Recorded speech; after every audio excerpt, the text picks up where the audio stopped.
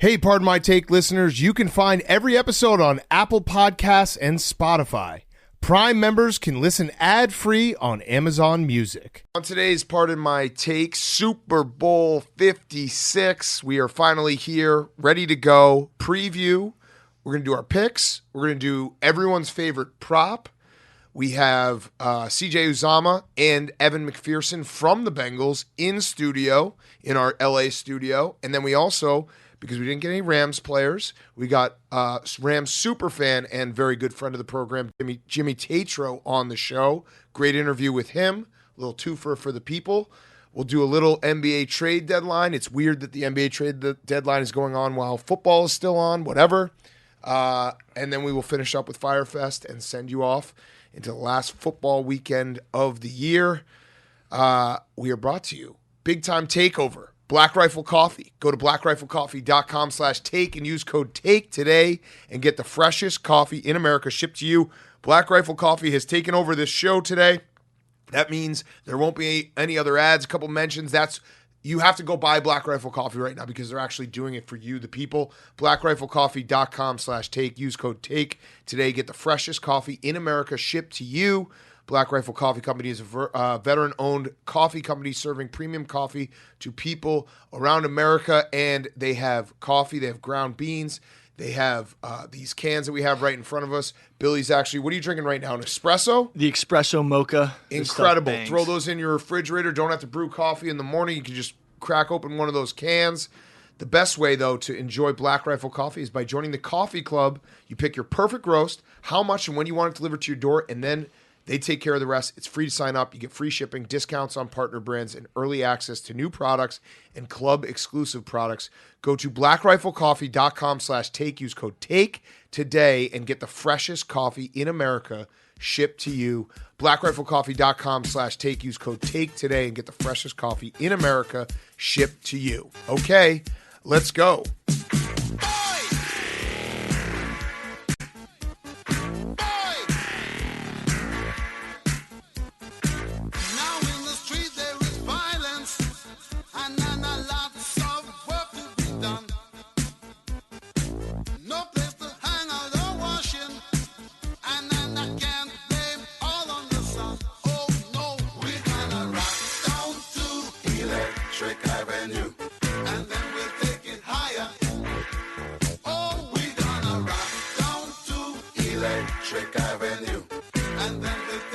It's Pardon My Take, presented by Barstool Sports.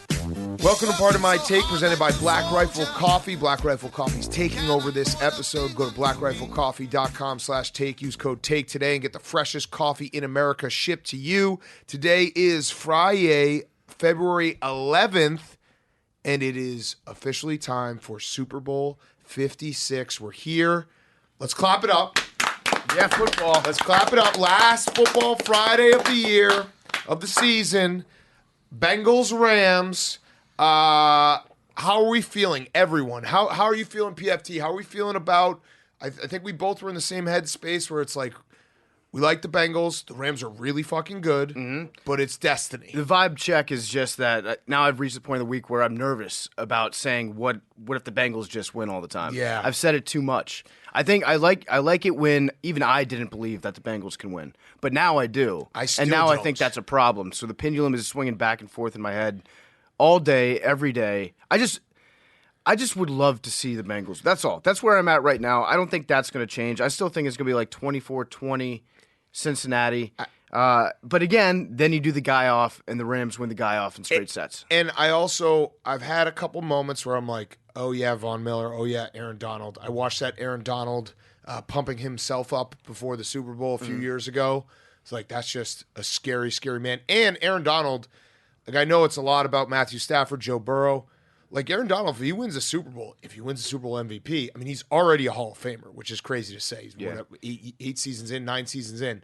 Like, if he wins a Super Bowl and a Super Bowl MVP, he now is absolutely in the discussion for best defensive player of all time. Like, I think I saw a stat where there's... Oh, I go by win rate, so he already is the best. But there's it was like there's only been like 2 or 3 guys who've been all pro 8 out of their first 9 years. It was like Reggie White and Lawrence Taylor and like Aaron Donald. I think there's one other, but it's a crazy list that he's already on, an exclusive list. And so, yeah, we're talking legacies here. Yeah, it's a legacy game. And I think one thing I've been forgetting about this whole time is that, we always talk about Sean McVay in that first Super Bowl. Scored 3 points on offense, not exactly what an offensive genius would do, but also Zach Taylor was very involved in scoring those 3 points on offense, right? Well, so how do we judge this? Because I saw there was also I've been consuming all the Super Bowl material. It's heavily influenced to a coach who's in his second Super Bowl versus a first-time coach. The second time for the coach, usually they do a lot better. Do we count Zach Taylor already knowing what a Super Bowl feels like because he was there for that? I think or you is do. it completely different because being a head coach is completely different? You have to be in charge of everything. I think you do because he's older than McVay, right? Is he? Yeah. So at that Super Bowl, he was like that. He was young, but he was still older than McVay, who was at his first. Now McVay is at his second. Taylor's older, I think, by a year and a half. Yeah, so I feel like if you're going to count it for McVay, you have to count it for Taylor. He's been through it before a little bit. But again, like what he did in that Super Bowl was just trash. Yeah. It was just bad job all around. So I don't know. I'm at the point in this week where I just know now at this point that I don't know anything about what's going to happen. Yes. I've read too many stats. I've read too many articles. I've seen too many interviews with the guys. There's too much information, and I've been confused by it. I feel like I'm dizzy with info, so I'm just going to go and revert back to what I had at the start of the week, which is the Bengals by 4. Yes, it is. There is too much information. You break it all down. There's a lot of things to look at. I think it was the last time a first time in the Super Bowl head coach won it was Mike McCarthy with the Packers. Okay. Was like his first time coaching a team to the Super Bowl. I do like the fact that if Sean McVay loses this game, then he gets slapped with the can't win the big one label. That's what we're looking at here. Those are the stakes for McVay. Mm-hmm. It's like you can lose one and people can overlook it because it was against Tom Brady and that Patriots dynasty, who, as Hank will tell you, just like ended the Rams, destroyed their dreams so badly. They're back here. Yeah, but if McVay loses another one, then Hank can even say like, "Yep, he really lost this game because he lost the first one." Bingo card for PFT to work in a dig at the Patriots. No, I love Hank to look card PFT. This is what Hank thinks. With something Hank's like a dog seeing a garage door open when PFT says something about the Patriots. He's like, wait. Was that positive or negative? No, but the thing is, Hank was nodding while I was saying it. He agrees. I know Hank's brain pretty well. Yeah, you were. You were like, yeah, nailed it. Patriots win. This is a Patriots Super Bowl. It was a dynasty. That was, cemented dynasty. I don't think they didn't end the Rams. They ended the Chiefs. They ended the Ravens. They ended the Texans. But if McVay becomes a guy that can't win a Super Bowl because he's so scarred from the Patriots beating him, I feel like that counts towards your legacy. Yes. Yeah. Sure. Okay, so should we do... But losing... No, that's actually disagree. Because losing to... losing to Bill Belichick in your first Super Bowl, no one expects you to win. I don't think anyone's going to hold that against you. Losing to your assistant in your second Super Bowl when it's his first Super Bowl, that is way worse, and that will be the reason why the narrative is there. It won't have anything to do with Belichick or the Patriots or Tom Brady. Yeah. Like that, if he loses his game and loses to his former assistant, that's a much, harder pill to swallow and much more storylines and narrative than losing to the greatest coach and greatest team of all time. There it is. I want to correct myself, by the way. I was very wrong. Bruce Arians, I think that was his first Super Bowl last year. Yeah. Cardinals. Did he go in the Cardinals? No. That was Wisenhunt? Yeah. He was on that staff, right? Arians? Yeah. No, Arians was on the Steelers. That's right. Yeah. Yeah, so I was very wrong. So there you go. So first-time head coaches, they're on a 1-0 streak. Plenty of people who tweet at you saying oh, you're yeah, wrong, no, and the then 5 pause minutes there. later. Yeah, no, that's fine. Listen, actually, you know what? I'm at the point now where time zone changes, the Super Bowl week, we've been working a lot. My brain is complete mush. You sound hoarse. I sound hoarse. I do sound hoarse. What? I do. Yeah. I sound hoarse. What you been smoking? What you been sucking on? I've been smoking AB's fucking sick-ass dank. He's loud. Yeah, Did you ask him why he blocked me? No, I should have. I forgot to say up. that. But if I saw Kyler, I would ask Kyler why he blocked you. Yeah, I forgot. So I did say, he did say shout out Barstools, though. Barstools. Barstools. Did he pay his bill? I left before him. Okay. I wasn't sitting with him, just for the record. I was just smoking his weed. Because he has a blunt roller who just passes out weed wherever he goes. there's just an overload of information where I've consumed all this stuff and now it's just been blended in my brain. Yeah. So everything I spit back out is like half truths. Yeah, no, that's what Super Bowl week is because there's so many interviews. The guys have to talk to the media like every day. There are articles written by people that usually don't write about football. And then you just get too much shit. Half of it's not true in the first place, mushed into your brain. And then the ball that you end up puking up at the end of the week like a hairball is just like filled with dog shit. So I think I'm reverting back fully to I'm resetting my brain. I'm doing a hard reset to what I felt on Monday morning. Yes. And I'm going to stick with that, and I'm going to stick with the Bengals. But yeah, no, it's Also Doug Peterson, like 4 years ago, and Gary Kubiak in Super Bowl 50. So like it's literally every single time, and Pete Carroll, and John Harbaugh, and Mike McCarthy. So there's been 1, 2, 3, 4, 5 first-time coaches go to the Super Bowl that have won since what I said was the last one in Mike McCarthy. you know what? More than it's basically Bill Belichick has won Super Bowls, and then all first-time head coaches won Super Bowls. But that's where I'm at right now too. Is just like you could say any stat or piece of information, and I'm not going to fact check it right now. Dude, I take everything as gospel. You can tell me anything. It sounded good coming out of my mouth. It really did. You're like, yeah. This is the first time actually, Big Cat, that a team has played a Super Bowl in their home stadium. Dude, I'm looking at it right now. It literally is just the last 20 years. If a coach gets to the Super Bowl their first time, they win unless they're playing Bill Belichick. It's Bruce Arians, Doug Peterson, Gary Kubiak, Pete Carroll, John Harbaugh, Mike McCarthy, Sean Payton, Mike Tomlin, Tom Coughlin, Tony Dungy, John Gruden, and then Bill Belichick the first time he won. All of them. All of them. Literally all of them. Every first-time head coach playing a Super Bowl wins. God damn it. So now the Bengals, I feel even better about the Bengals. Now the Bengals My look good. Bengals pick looks great. I also didn't know that Zach Taylor is married to Mike Sherman's daughter. Oh. There's nothing coaches love more than marrying another coach's daughter. Yeah, that's like their favorite thing to do. That's a weird one. Yeah. Also, his brother's name is Press. Press Taylor? Yeah, he's a coach. He was a coach on the Eagles. I don't know where he is now. Sounds like a celebrity gossip blogger. Press Taylor. Press Taylor, yeah. Yeah. Good guy. All right, so should we do our picks? Yeah, he is a good guy. Okay. I mean, we met him in Indy. You met him in Indy, too. I forget Press. I feel like I would remember Press. In Indy. We met Press at a combine a few years ago. Very good guy. I think that's his name. What if you just made that up? Yes, it is. He's Okay. coach at the Jacksonville Jaguars. He's the offensive coordinator now. Because he was with Doug Peterson at Philly, so that makes sense that he would follow him to Jacksonville. It would, yeah. Yes, Press Taylor. Love it. What a name. Okay.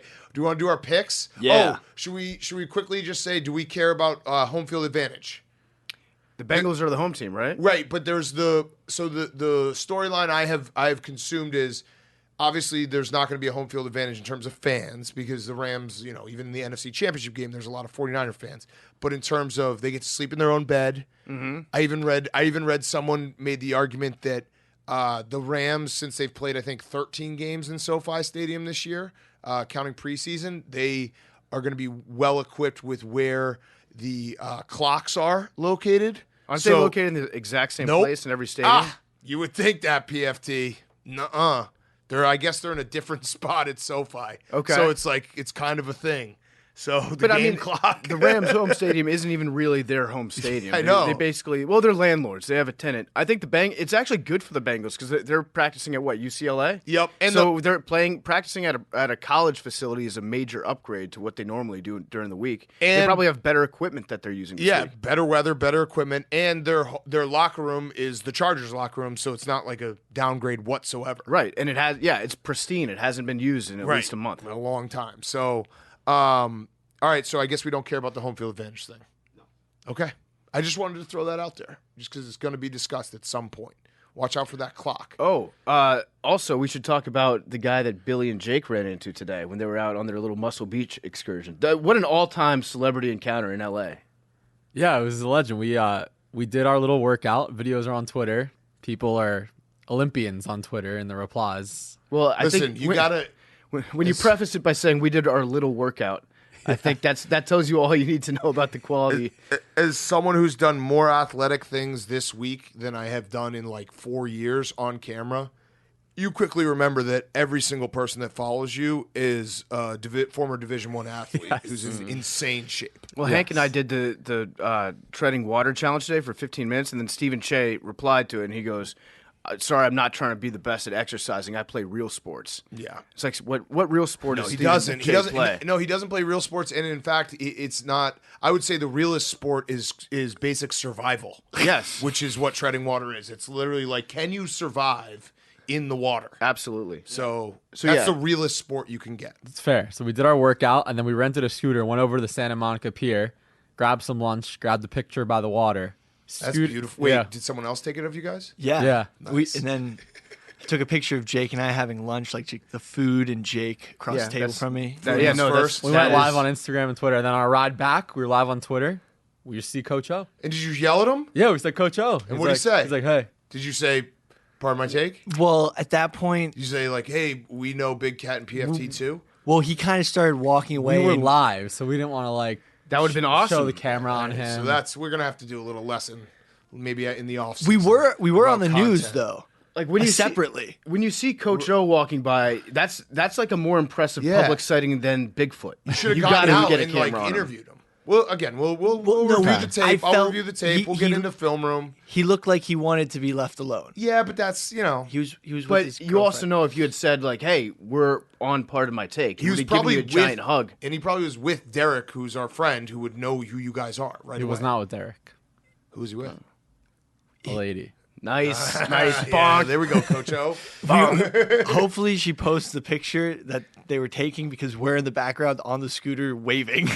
That's While all. they were taking the photo. Well, we'll see. I'm We'll gonna see. love that. Yeah, I'm yeah. gonna. You know what? I'm gonna follow her Instagram page just to see that. just for Oh, this. also, And we you also were. should no probably other like a reason. few pictures just so that she knows gets- that. Well, you've been around for a while. Well, so it gets like in yeah. my algorithm, Right. You're so not that it just shows showing up on the We were For also You Watch your page. interviewed stories too. Yeah. just to by make the sure. follow local her on news. TikTok, too. A reporter was And asking OnlyFans. us our thoughts on local crime in Los Angeles. What'd you What'd guys you say? say? I I said, said- Oh no, Billy. I said Billy subscribe Joe to Rogan Pardon My over here. Take. He's gonna be like, It actually Everyone's isn't moving as to bad. Austin. It actually isn't as bad as it's been described. LA has actually been way better than I was told it would. Yeah, LA's. Listen, I love the weather in LA, but it also makes people soft out here. I think we can How agree the on hell that. would anyone get work done? No are one, no already one would. soft. I like being a I little don't bit understand. upset. I like Agreed. good cities that have a little bit of edge and anger to them. Cities like Pittsburgh, Cleveland, Philadelphia. I like the fact that everyone's a little bit Angry. pissed off all the Yeah, time. yeah. Out here, it's too easy. It's not. I'm Life's not too even saying easy. it's a bad sports town. I'm saying I would be a bad sports town if I lived out here too. It's not your fault. I wouldn't care. You're just being coddled by God and handed 75-degree days every single day. Although I would freak out, like these, we're staying in West Hollywood, and these like the hills right above us with these houses. Every time it rains, I would just be like, all right, well, I'm about to slide off this hill. Like there goes my house. Do you know what Coach O's girlfriend's name is on Instagram? Nope, I don't. We're not gonna say it. I do. I know her first name. but yeah, All right, it let's could have been a learning lesson. But yeah, no, we'll go. Keep, we'll give review him a the tape. space. We'll You know review what? the tape. I'm just Those are gonna- content opportunities that we can maybe start to capture a little bit. But it's not a winner or loss. It's more like let's go watch the all 22. I'm just gonna follow every Brandy Yeah, on Instagram. there we go. Just Perfect. just for research. For We the were show. whipping though. 10 out of 10 definitely rent one of those 2-person scooters for the boardwalk. Nice. Do you feel like it was GTA? Yes. said that like 12 All right, more let's- times. let's see. Of course he did. I Low got key. 0.1 Low stars. key, kind of GTA out here. All right, let's do our picks. I asked everyone to have a prop pick as well. So give your game pick, prop pick, and then Vincent, who has been our sound guy all week, we will have him come give a pick too. If he gets hot, he's just going to have to start giving us picks for every game. That's just how it works. I'll start with you, Jake. Just final score and a prop. No, just or whatever, like if you Okay. total or like what are you betting? Just so Okay. people know. I mean, the prop is obvious. It's Scoregami on the Barstool Sportsbook at plus 1,400. So, got to be aligned and take 32-26 Bengals. That would be a Scoregami. Ooh. So, double whammy And the- there. And the over. And the over. Love it. Yeah. Okay. So, MVP, Sam Hubbard, game-winning strip sack. Runs Love it back. Love it. Plus 17,500 on the Barstool Sportsbook. that exact pretty good. sequence. Oh no, him winning the MVP. Yeah. That would've Because been of a sick. game-winning Yeah, strip yeah, sack. yeah. Okay, Billy. Bengals money line. Okay, ballsy. Joe Burrow MVP. Not Love ballsy. it. Laying it out there. I want to see the Bengals win and Joe go off. Okay. Okay. PFT. I'm taking Bengals with points. Same. I don't think I'm going to take Bengals money line. And my prop, I'm thinking first accepted penalty type of the game. Maybe you guys can help me narrow it down because I've got it down to within 2. I'm thinking either offsides Yep. or pass interference. I think offsides. Offsides to me because you're going to have some guys on the edge Yep. that are And- feeling like they got to get home, and it's a big moment. Especially if the Bengals start with the ball. Yep. And they're like, all right, we already know that like this pass rush is going to be a problem. We're trying to get a little extra jump here. Oh, so you're saying false start. Oh, false start. Yes. Yeah, Oh, so- yeah. Is false start on there? False start's a different one. I was thinking about false I would start go too, false start. because you could see like a jumpy tackle, Right. scooting back up. Let's False put up. start. Let's put up to a vote. What do we think? False start or offsides? What about holding though?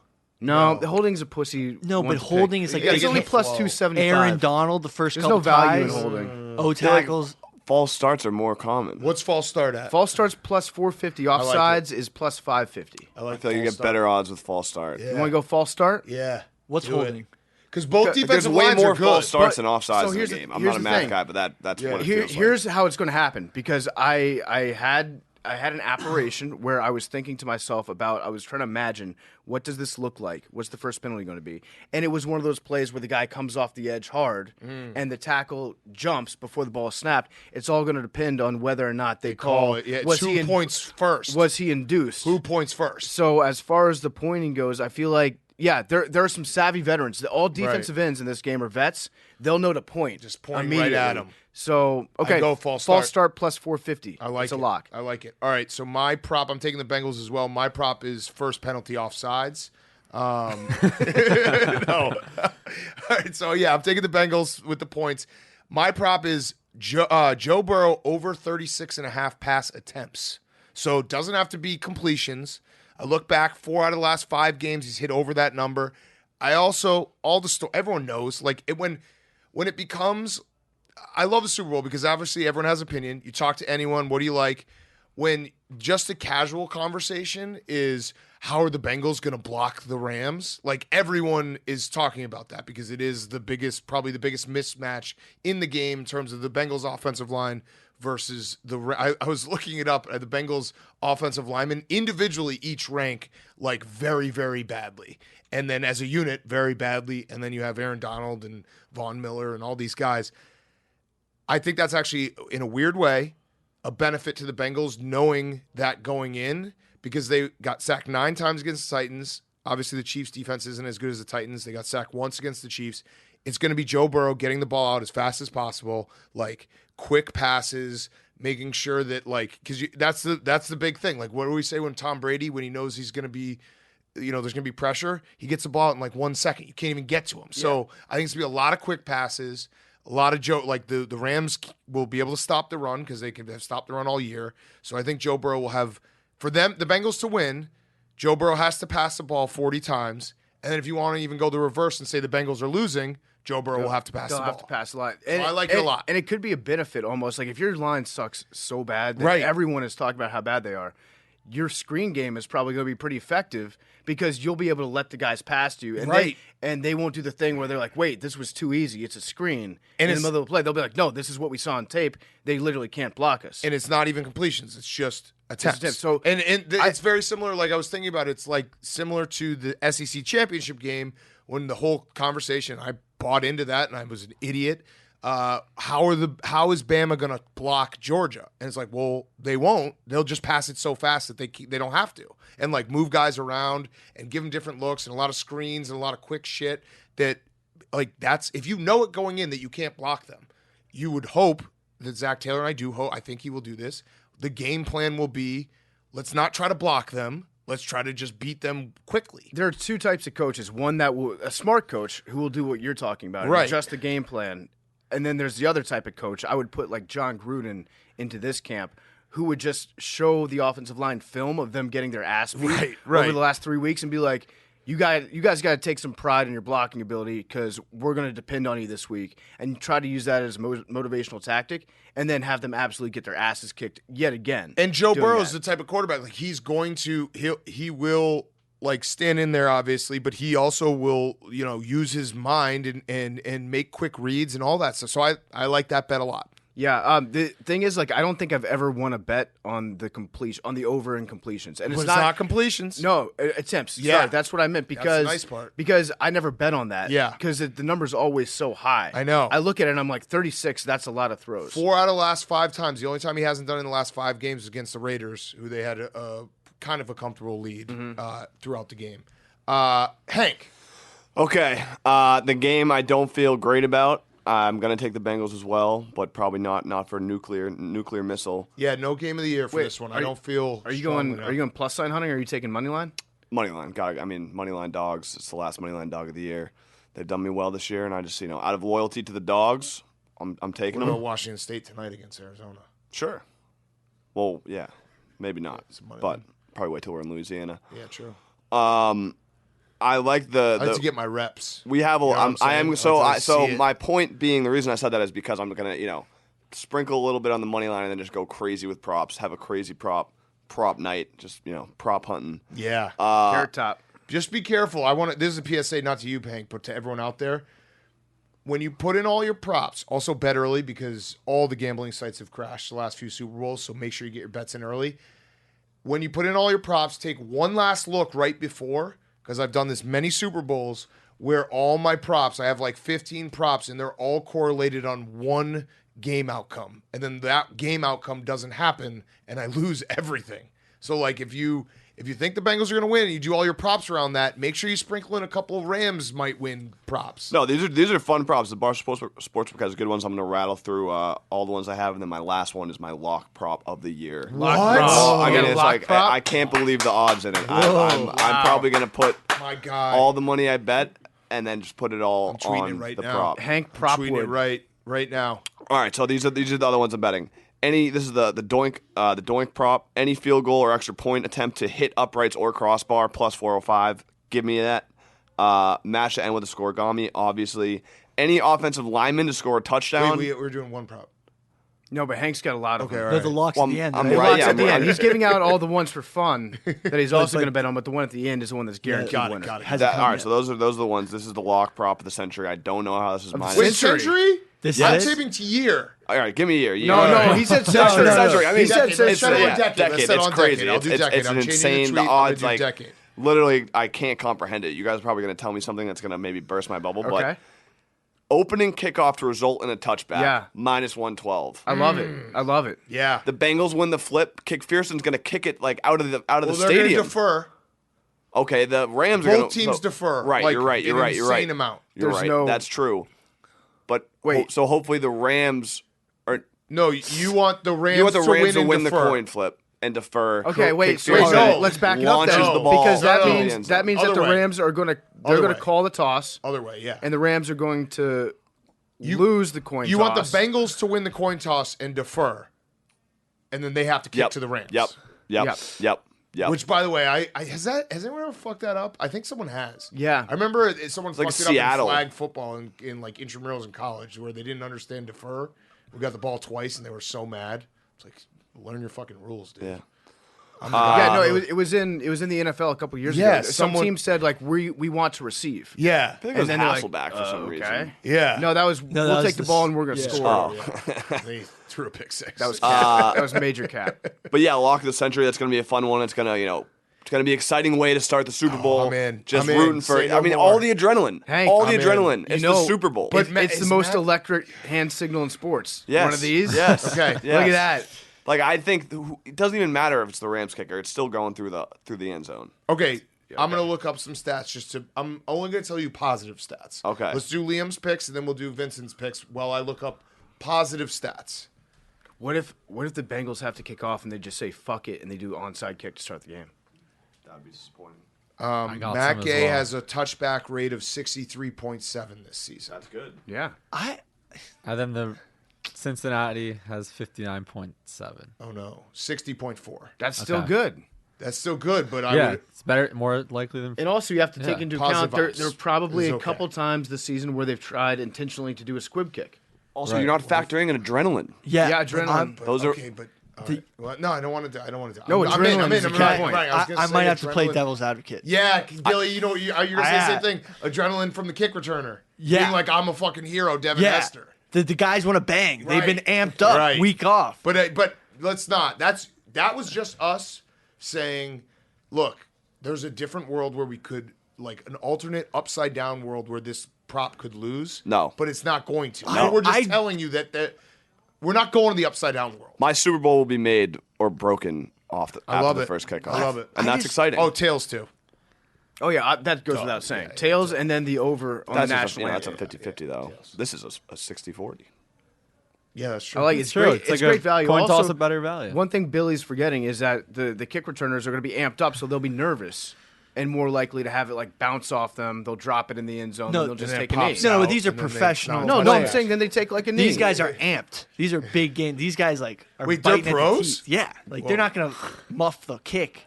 No, but Did they're you too know they were amped. pros when you made that pick? I did. Okay. These are I professionals. the way I have it mapped out in my head, I've done some studying and some analysis and some, The visualization. Do you know who's projections. receiving the kicks? It doesn't matter in my Doesn't matter, bro. projections. Both kicks are going through the uprights into the end zone. They're not going to have a chance to kick it. Think about Catch it. If you're a kicker, this is your Super Bowl. You get to kick off for the Super Bowl. You've never been more excited. No. They're not going to touch the ball. Exactly. It's going to go out of the back of the end zone. I agree with Hank.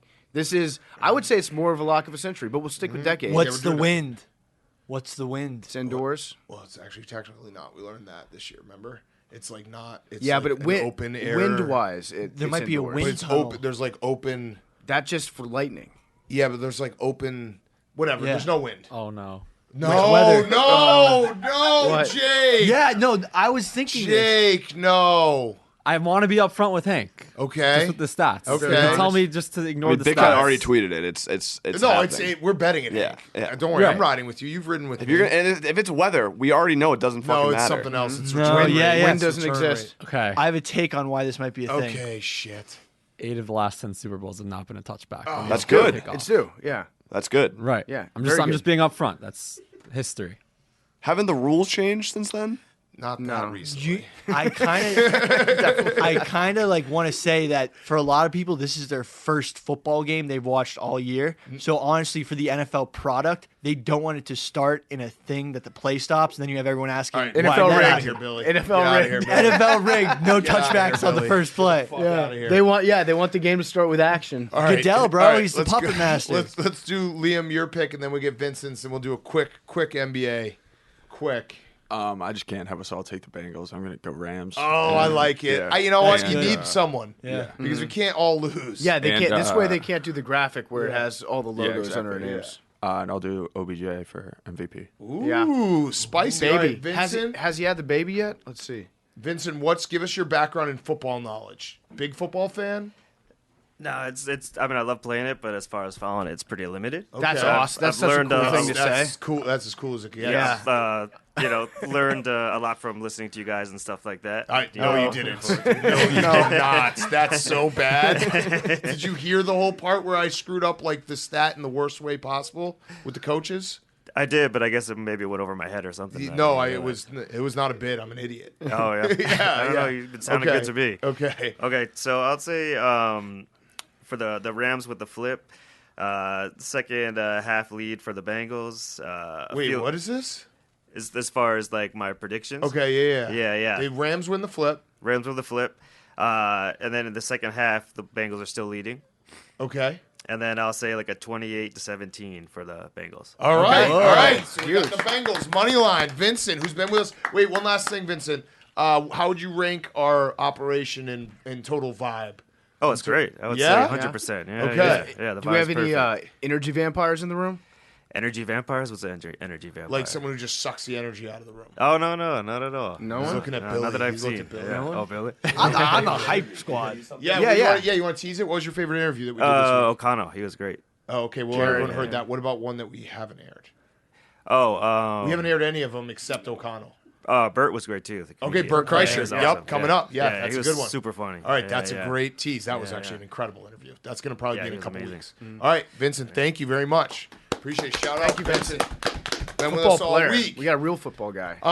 Okay. I'm gonna start saying that. Like Yeah. I don't watch football. I'm too busy playing Yeah, it. I just enjoy playing it more. All right, let's do quick NBA trade. The big three in Brooklyn is no longer. I saw the stat. It's very, very funny. Kyrie Irving, Kevin Durant, and James Harden ended up playing 16 total games together. It was like 350 minutes. 13-3 though. 13-3. Traded James Harden, which shout out James Harden because it was like maybe 10 months ago where he's like, I really regret how I handled myself at the end of the Houston days. And then he just did basically the same thing at the end of the Brooklyn days where the only thing he did different was he told Woj he didn't want to complain. So if he were to complain, he'd say he want to trade. Well, and also he didn't get fat this time. Yeah. He didn't put on He just weight. got fake He injured. should have. He He got should fake have. injured. He should have gotten fat. That was the best part of his last trade. And you're right. He did not request a trade because I think Woj's report was James Harden would like to clarify that he's not asking for a trade because he doesn't want to be perceived poorly for requesting a trade. It's basically when I tweeted the airlines for myself, and I'm like, I would never complain to an airline, but if I were to, it's this the is what I Russell would Wilson say. trade request. Yes. But in the NBA format. And now he's going to Philadelphia. Simmons is going to Brooklyn. And this could be the rare occasion where both teams lose a trade. Oh. It could completely blow up. Now, I think that I disagree. I think the Nets got the better end of the deal. I disagree. You disagree? I think both teams won in a weird way because Ben Simmons was never going to play for the Sixers. Yep. So they had to get something for him. They got a player in James Harden who, if he is healthy, is the perfect fit with Embiid. And now, like, we know how the NBA works. You have to have top-end guys to win a title. It's not like a rocket science. You have to have anywhere between you have to have probably a top 5 guy and a couple like 2 top 10 guys total. Embiid's a top 5 guy. He might even be the best player in the NBA right now. And James Harden's a top 10 guy if he's healthy. So they have like this is now title or bust, and I could absolutely see them winning the title this year. So I think I was telling Hank about this earlier when the trade went through, but between Harden and Embiid, you basically get like a 3-month period with James Harden where he can truly be happy in any environment before he starts to hate something about his life. And so this might be a good example of, okay, he's got like 3-4 months where he can be in Philadelphia. His game does complement Embiid's game perfectly. Yeah. And then like right after he would get to the finals and maybe potentially win a championship, then he requests another trade. Well, I think he's a free agent at the end of this year, correct? Okay. So are they going to extend him? They'll probably give him a max, which will be hilarious because he'll be making like $65 million when he's like 37 years old. Yeah. And then Ben Simmons, I feel like the Nets could be the right place for Ben to be because he doesn't have to shoot up there. If you go back last year, the All-Star game when they were picking their teams, Kevin Durant did say, I'm mad because LeBron just picked the guy I wanted, Ben Simmons. Yeah. Little precursor. Ben Simmons was never going to play for the Sixers again. I still think he's talented. There's clearly something mentally that's like not there, like it doesn't all click. But yeah, I mean, if you put Ben Simmons with Kyrie Irving and Kevin Durant, those guys are so fucking good that they will find it. Like, and Kevin Durant's so basketball smart, I feel like they'll find a way to at least make him useful. I do think the Nets, like, it did feel, it actually all from the Kirk Goldsberry interview we had last year, where the Nets had won they won in 5 against the Celtics, or did they sweep the Celtics? They swept the Celtics, and then they won in 5, and then we had them on after they were up 2-0 against the Bucks, and from that moment forward, essentially everything fell apart. Like Kyrie got hurt, James Harden got hurt, Joe Harris lost all his juice. Then this season started, Kyrie didn't get vaccinated, James Harden got hurt, Kevin Durant got hurt. Like from that point where Kirk Goldsberry, I love Kirk, but he did say they're the greatest team of all time. And from that point literally they have not done anything. And actually, by winning percentage, they might have been the best team of all time when they were all playing together. 13-3. Like right behind that Bulls team, right? We got to have him back on and be like, dude, we'll have him back on Joe after Harris for us. After football's over, we'll have him back on. I don't think that you can find 2 more opposite players being traded for each other. At the same time, and it's crazy. Like I don't know, Ben Simmons, where has he been practicing? Has he been practicing? Has he been staying away with his from phone in his pocket, all baskets all the time? I don't know. But I feel like going to a team where you have guys that love to shoot and love to score, he's the perfect guy for the counterexample to it's just one ball. Right. It's just one ball. He's a guy who's like, yes, you can have the ball all you want. I will play defense. I will get the ball back for you. Then I will pass the ball to you. Yes. So it makes it interesting. I think I saw it and I was like, oh, that's pretty good for both teams. Like I think the Sixers are become a real threat now. I'll clarify. I don't think watching Philly fans turn on James Harden will be funny. Be funny. Yes, no, absolutely. And also when Ben Simmons has to go back there, I think March 10th, mark your calendar. will be great. I don't think necessarily it's going to be bad for both teams. I think it's going to be either really good for both teams or really, really, really bad for both But teams. it's also one of those playoff trades. series. What? Yes, We need a yes, playoff we series. do. Yeah, it's also one of those trades that they had to do it. Like Yeah. Ben Simmons was not going to play for the Sixers. James Harden was clearly not happy and wanted to be traded. So it's like, get what you get. And also the Nets, I think they got 2 first-round picks back, which they had to trade a bunch to the Rockets for James Harden. So, And they got Seth Curry. And they got Seth Curry, and Ben Simmons Andre still Drummond. has 4 years. Like, I don't know. I still believe in Ben Simmons. Rowan, real quick. We're literally talking Ben Simmons, real quick. Our guy, Angelo Palantonio. Rowan, we literally breaking it down. Just give us the quick breakdown from a Philly perspective. How are you feeling? We just needed to do it. Ben Simmons was not playing. We needed to do something. We weren't going to just do nothing and just sit around. It would be a waste of a year, and James Harden might not be it. We might wind up paying him $60 million when he's 38 years old. I just said. But at the same time, if you win a championship, isn't that kind of what you're paying for? Yeah, you know what? You're all in. We're all in, The dude. 76ers are all Fly in. forever. Dude, we're about to You're like the Rams. complete the process, Oh. dude. I think we're about to complete the process. I don't know. I think it's funny how Joel Embiid like immediately posted that. He's so good at Twitter. Yeah. I don't know how he got this good, but like the meme that he put up of the like I stopped by my biggest hater's funeral to stun on him one last time right after Simmons left. He's gonna be so happy. And the thing is, like, I was thinking about NBA and just the players in general today. Feels like no players are happy in No. the NBA. No one's happy. Like Joel Embiid is probably the happiest he's ever been because he's no longer the most unhappy guy in the world having to play with Ben Simmons. But Pat Beverly's happy. he might not. Is he? Yeah, because he got that fucking dig on Russell Westbrook. I think Pat Beverly's happy when He he's just- the most pissed off. But that he was makes him that happy. dig was a piss off. He basically reused Russell Westbrook's quote against him and was like, he's just a magician. He's doing nothing. He's just running around. But everybody gets what they want. You can be unhappy, and you'll wind up getting moved. You can and the Sixers picked up James Harden's option for next year, so they're paying him $47 million. Oh, okay, so he's not a free agent. Okay, yeah. My bold prediction is they'll trade him before next season is Right. over Oh. to Right. another team. Win a ship and then move off him and save the money. That's what I'm saying. You get like a 3 to 4 month window where James Harden is pumped to be in your city. He will like embrace everything about your city for 3 months, and then he's going to find something to get pissed off about. But that could work. Like it's good that you made this move now and not 3 months ago, because then he would be pissed off by the time the playoffs rolled around. Do you want to know my bold prediction? But it's not good. Give it to me. I think James Harden and Joel Embiid are going to be fucking insane together, and they're going to go on a tear, and then Joel Embiid's going to get injured at like the end of March. Why would you say that? I told you I didn't want to say it. I had a thought. I was Why like, would it's you going to say- be. why would you put that it's gonna be darkness into the beautiful. atmosphere? It's going to be beautiful basketball. Why would you even introduce those thoughts into the world? Because it's like also perfect for Daryl Morey, like his entire reputation of being he's a genius. It just breaks haven't gone his way. Doc Rivers, James Harden, and Joel Embiid have not had a lot of success getting out of the second round of the playoffs. All right, I was we gonna got say, this. I was about to say, like, if you're in a game 7 and you're the two guys that are leading your team out onto the court are James Harden and Doc Rivers, you can't feel that confident. I love Joel Embiid though. Yes, what's He's the not to best love? player in the NBA right now. I just declared that. MVP'd. There we go. MVP. All right, that's the perfect way to send Roan off. All right, Thank see you, you, Roan. Rose. Yes, yes. Isn't it weird though that like everybody in the league is pissed off? Everyone is deeply unhappy, and then you've got NBA media watching players get really unhappy, and they're like, "This is awesome. This is fucking awesome. How depressed these guys are." There's like 4 or There's so 5 much guys. drama. Like John Morant's happy. I think Steph Curry's happy. I think the Suns are happy. I think Kawhi's happy. Yeah, in Kawhi's just happy. like kind of a neutral sense. the Bucks are happy. Heat culture.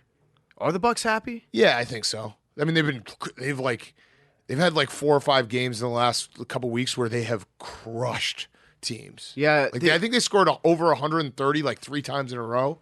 It was nuts. I think the Heat are happy too. Yeah, Heat First culture. place. Yeah, the Bucks are first place. Yeah, they've been on a roll. Heat are half Heat game are. ahead. And Yeah. the Bucks are second. Yeah. Yeah. Now the Nets got 2 guys who are questionable with shots. That's good. I'm glad Billy said it before I had a chance. That was one that you would have tweeted, but you like, no, I can't do that. Yeah, exactly. yeah. I think I actually typed in the Nets lead the league in Australian guys who are afraid to take shots. And then I deleted it. I was like, no, I'll save that one for That took my Ravel. brain really hard. Last thing on the NBA trade deadline, LeBron, all-time quote. He said, obviously this is something that's weighing on this group that we're all trying to get through. Almost feels like it's a fog, just a fog in the air. LeBron James made this group. He's the GM of the Lakers. That quote he's like basically like, yeah, it's tough for all of us. We don't know who's going to get traded. So if well, you're not, and also you're going to get to decide, and Right. no one's getting traded. could LeBron James technically demand a trade from himself? Ask himself, hey, LeBron, hey, future LeBron, this is young LeBron. Will you please trade me in a week? Who would have thought that adding Russell Westbrook to this team and Carmelo Anthony and like a bunch of older guys would have turned out poorly? But it's actually literally everyone. In a way, it's perfect for LeBron because this season isn't his fault. This is Russell Westbrook's fault. Well- It's like the perfect scapegoat for him. I just want to remind you that we'll end with this and go to our interviews. LeBron James in August, he deleted this, but he said, "Keep talking about my squad, our personnel ages." I think he said I think it was personnel ages. The way he plays, he stays injured. We're past our time in this league, etc., etc., etc. Do me one favor, please, and I mean please, keep that same narrative energy when it begins. That's all I ask. Hashtag thank you, King's Crown. I am keeping that same energy. We all saw this coming. Also, their team total wins under hit last night with the loss. It's Whoa. February. I got a nice future of them not to make the playoffs. 52.5. And they're 26-30. Prop wood. Love it. I mean, I'm not even. Yeah, the Cavs. I'm a Cavs fan. Yeah, dude, if the Cavs Cavs for win the life. division, Hank wins like $1 million and he's quitting. I'm really nervous they're going to bring that opening kickoff out. They're not. They're not. There's literally no way. I'm going to bet it because you've bet with me on big moments that I'm going to repay this relationship. Kick Fearson. Yeah, I like it too. Shirts are in because store. Just imagine Harambe looking down at the opening kickoff, just blowing with Oh. his mighty gorilla breath. The ball By the way, through the end zone. Shout out Cincinnati Zoo. Nice try, guys. Did you see the slideshow they did where they basically made an entire slideshow of all their animals and made their names like I can't even remember. It was like Manatee Higgins. Yeah, I saw And so that. they tweeted each one underneath it to basically cover up all the replies being like, what about the gorilla? Mm-hmm. And It's too bad. It's too bad. Like you have to have a little bit more self awareness than that Yeah. if you're the Cincinnati Zoo to be like, okay, we're gonna just try to make ourselves go viral and not have people discuss the biggest star ever that we had that was murdered in cold blood. it's also so funny in full circle that like it popped up and I was like, wait, I'm following the Cincinnati Zoo? from 2016. 5 years ago. I do shout out Fiona the hippo though. I do like Fiona. Yeah. Fiona, she's got it going on. All right. Let's go to our interviews. We'll finish up with Fyre Fest on the other side. We have Evan McPherson, CJ Uzomah coming up first, and then we have Jimmy Tatro after those two guys. Black Rifle Coffee, they're taking over the whole show. Go support Black Rifle Coffee. They support us. BlackRifleCoffee.com/take. You can get a Coffee of the Month Club. You can get the cans that Billy's drinking of, the espressos, put them in your refrigerator. Everything at Black Rifle Coffee is great. Please support them. They support us, and they're taking over this entire show. All right, here they are, CJ Uzomah and Evan McPherson. Okay, we now welcome on very special guests. Super Bowl week from your Cincinnati Bengals. Our Cincinnati Bengals. Our Cincinnati Bengals this week. It is tight end CJ Uzomah and kicker Evan McPherson. Money Mac. We want to obviously talk about Money Mac and making these kicks, but we got to start with you, CJ. You're playing. Is he not Money Mac?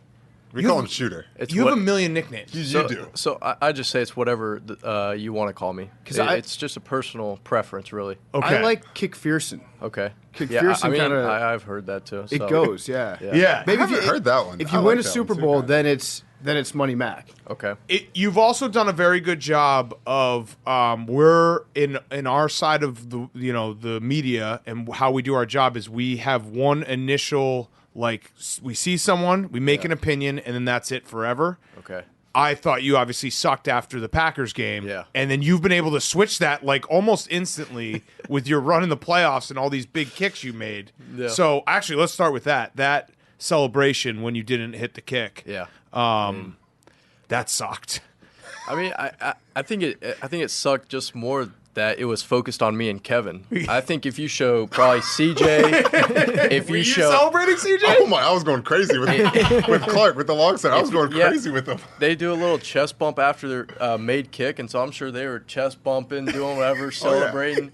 And then we all look up, and the refs are down there like this, and we're all like, How did I that didn't happen? even What's going? didn't see it. What happened? Yeah. Because I mean, probably halfway, the ball halfway to the uprights was just dead center, Right. in our eyes, and then I look away, start celebrating, and that thing just takes a hard left. And, but that was a good learning experience. Yeah. You know, I'll never celebrate a kick that I'm really not sure of. See it all the way through. Let other people start the Yeah. celebration, Yeah. then you react to their celebration. So it was What happened that game? That was a weird game because it was like you and Mason. Yeah. And there was just something going on where there was like a force field between the uprights. No, it was super weird, and I feel like there's definitely kind of games or even weekends like that because I feel like in the NFL that week there might have been a couple missed kicks or extra points or something like that, and so. But yeah, I mean it was just super weird. And, you know, me and Mason had a word after the game, and you know he had a 51-yard field goal going the same way, and his kind of did the same exact thing as mine did. So it's like on the field it kind of felt left to right, but it's like when it got to the upright it was kind of right to left. See, we thought it was the moon. We thought that there was something going on. It was like, a full moon. Yeah, like something with astrology, like when Mercury is behind Jupiter or whatever, kickers start to fuck up everywhere. Venus. Yes. Yeah. CJ, I wanted to ask you about your leg because it looked like a nasty hit when you got taken out there. But you say that you're going to play. You're going to try. Is this smoke and mirrors? Are you smoke and mirroring me? No. I mean, this is the Super Bowl, man. I'm not missing. I can't. I don't know. I mean, I don't know how much I'm going to play. I don't know how much they're going to limit me. But I told the coaches. I told my PT guys. I told Nick, and Nick knows I'm going to play. Coach knows I'm going to play. Yeah, I'm playing. What's it at right now? Like, where are you? I mean, you're not 100%. Right. It's just I don't know. We'll see this week for sure. To be that honest, was smart. I almost no, got you yeah, there. it's, Yeah, we'll you can't see, tell we'll me. see But this week. yeah, We'll I see got this you. week. I got you. Like 85? Yeah, I mean, we'll see this 80. week. Okay. Yeah, it just depends. Like, I feel like I'm like 80% right now. Oh. What do you feel, Evan? Like, let's all do percentages right now, just around the room. I'm probably 105 just because Okay. Hell yeah. of this weather. 105. Respect. Yep. The weather. PFT. How you feeling? I'm a 91. okay. And then CJ. Wait, why what are you an 80 out of curiosity? I had a little slip at the pool today. That was. I saw that. I actually saw that. That was good. It wasn't great. But here I am. Great. I much like you. Next play. I mean, I'm I in, think I'm ready I to think go. personally, then I have to be a little bit above that. Okay, so you're above 80%. Yeah, I mean- all right, so put it on a quote board, blast that out. CJ Uzomah feels better than 80%. There's something about tight ends. It's like you and Kittle, where we always joke around about Kittle. Like, he just goes to the sideline if he gets taken out, and he'll just, like, will himself to be healthy. He's like, no, I'm not injured. It's like he plays a lot of Halo, and he plays a lot of, like, Warzone. He hits himself with, like, a stim kit real quick. Oh, easy. He's like, I'm fine to go back in. I feel like that's a very tight end mentality. Just be like, nope, I'm going to play. I don't care. Yeah, I mean, you got the self-res going. Yeah. That's what I have right now. I got the little self-res going. A little help from Nick, the PT. He's my teammate trying to get me right, dropping some shields for me, and I'm good to go. Yes. So, all right, so, like, has it set in yet? So you guys just landed, right? We're talking to you. You landed a couple hours ago. Yeah. It's Super Bowl week. When is the jitters start to, like, oh, shit, this is Super Bowl week? Man, I don't know. I mean, I think that this team's probably just so confident that I don't know if we're really going to have jitters at all. I think we're going to prepare so well for this game, and we're so ready for it. And we've got so many players from winning programs that this is normal for them. And so I feel like we've had some guys that have been there, done that. And for those guys, I feel like there won't really be many jitters. There's going to be a lot of excitement, I feel like, more than jitters. It's true. Like, a lot of the guys, I mean, you got Florida, Auburn, like, played in big games. And, Joe, obviously. So, CJ, you've been on the Bengals for a while now. You went through the roster purge, which is kind of crazy. You've seen both sides of it. What do you think the similarities are between Andy Dalton and Joe Burrow? Good question. The similarities. Mm-hmm. Yeah, that is a good question. Both That's an QB1s. interesting question. Nice guys. Yeah, they're both QB1s. No, but seriously, what, like, Joe Burrow, like, everyone talks about, like, we know Joe a little bit. Is it really what everyone says in terms of, like, the way he commands the locker room and just the, like, you look at him and you're like, all right, we got this. We're okay. Dude, yeah. Okay, so, like, it's Joe's, like, we're on the same, the way our locker room's set up, we're in the country club. That's what we call it. Everyone else is in different, like, sections, but we're in the country club. You have to pay a membership fee. But he sits closest to the wall, and there'll be times where he's just staring, like, into space. And we're all on our phones, we're all doing stuff, and he's just, like, not moving. And he won't move for, like, 2 minutes, and then he'll just snap out of it real quick and then look at his phone and then move. And we're like, but then a couple minutes later, it's just same, like robot, like robot-like. And it's weird, but, like, that's how he is, like, all all the time. So in the huddle, he'll just be same thing, and we're like, all right, well, he's thinking of something. I don't know what he's thinking, but he's thinking about killing this team or scoring the game-winning touchdown. I don't know what it is, but we're all like having a good time. Then all of a sudden he starts talking. We're like, all right, shut up, listen. All right, nice, here we go. Go score, go win the game. So it's never rah-rah. It's never like we got like let's go boys, let's get it together. There'll be times where it is, but it's not like how I am where I'm just like yelling at the top of my lungs. It's kind of just like, you know, there's a soundbite of him saying, all right, when we score, we're going to go for 2. And Jamar's like, shit, I like that. Yeah. All right, cool. But Joe's just like, yeah, all right, that's it. I'm like monotone. Just hold on. Let me listen to the play real quick. So, yeah, it's something like that, and that's stone cold killer. It's crazy. Yeah. What about what he said on Monday about like, hey, advice to youngsters out there: when you work out, you don't have to post a video of you working out and then go home, you know, sit at home for 4 days and then just like put it all over social media. Who on the team was he talking about specifically? When he was that was it one of you guys? Bottle Cap? Evan McPherson Bottle Cap? I don't think it was that. No. It might be. You sat for a while after you hit that Bottle Cap kick. No. You didn't get out and make another TikTok right afterwards? No, I didn't. I think that was probably one of the few kicking videos I've posted on social media. I used to post a lot in high school, you know, try to get some recruiting done on Twitter and whatnot, but ever since college, I don't really post many kicking videos. Just like Joe said, you do your work in private and not really share it. Yeah, what's the longest field goal that you've hit in practice? 75 yards. Oh shit! When was that? It's in college.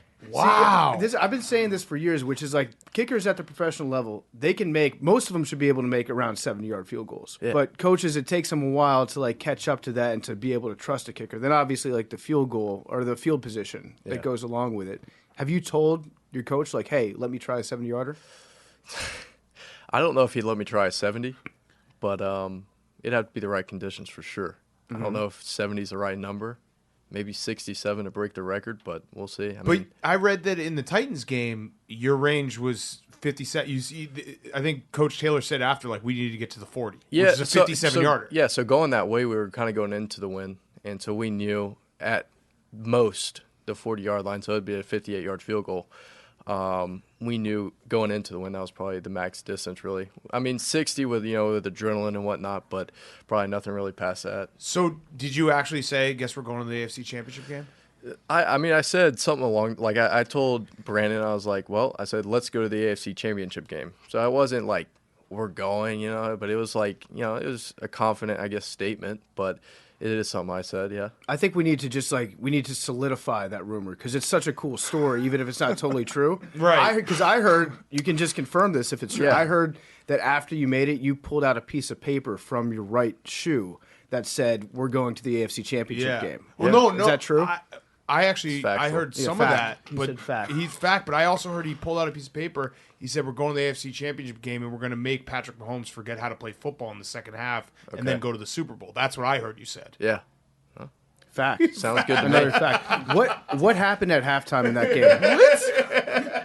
What happened at halftime of the Kansas City game? In the Kansas City, something changed. Like it was like the end of the Did first you guys kidnap half. Patrick Mahomes? Like what happened? Yeah, what was the speech?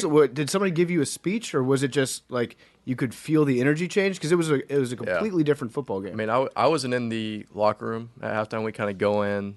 They lock you out.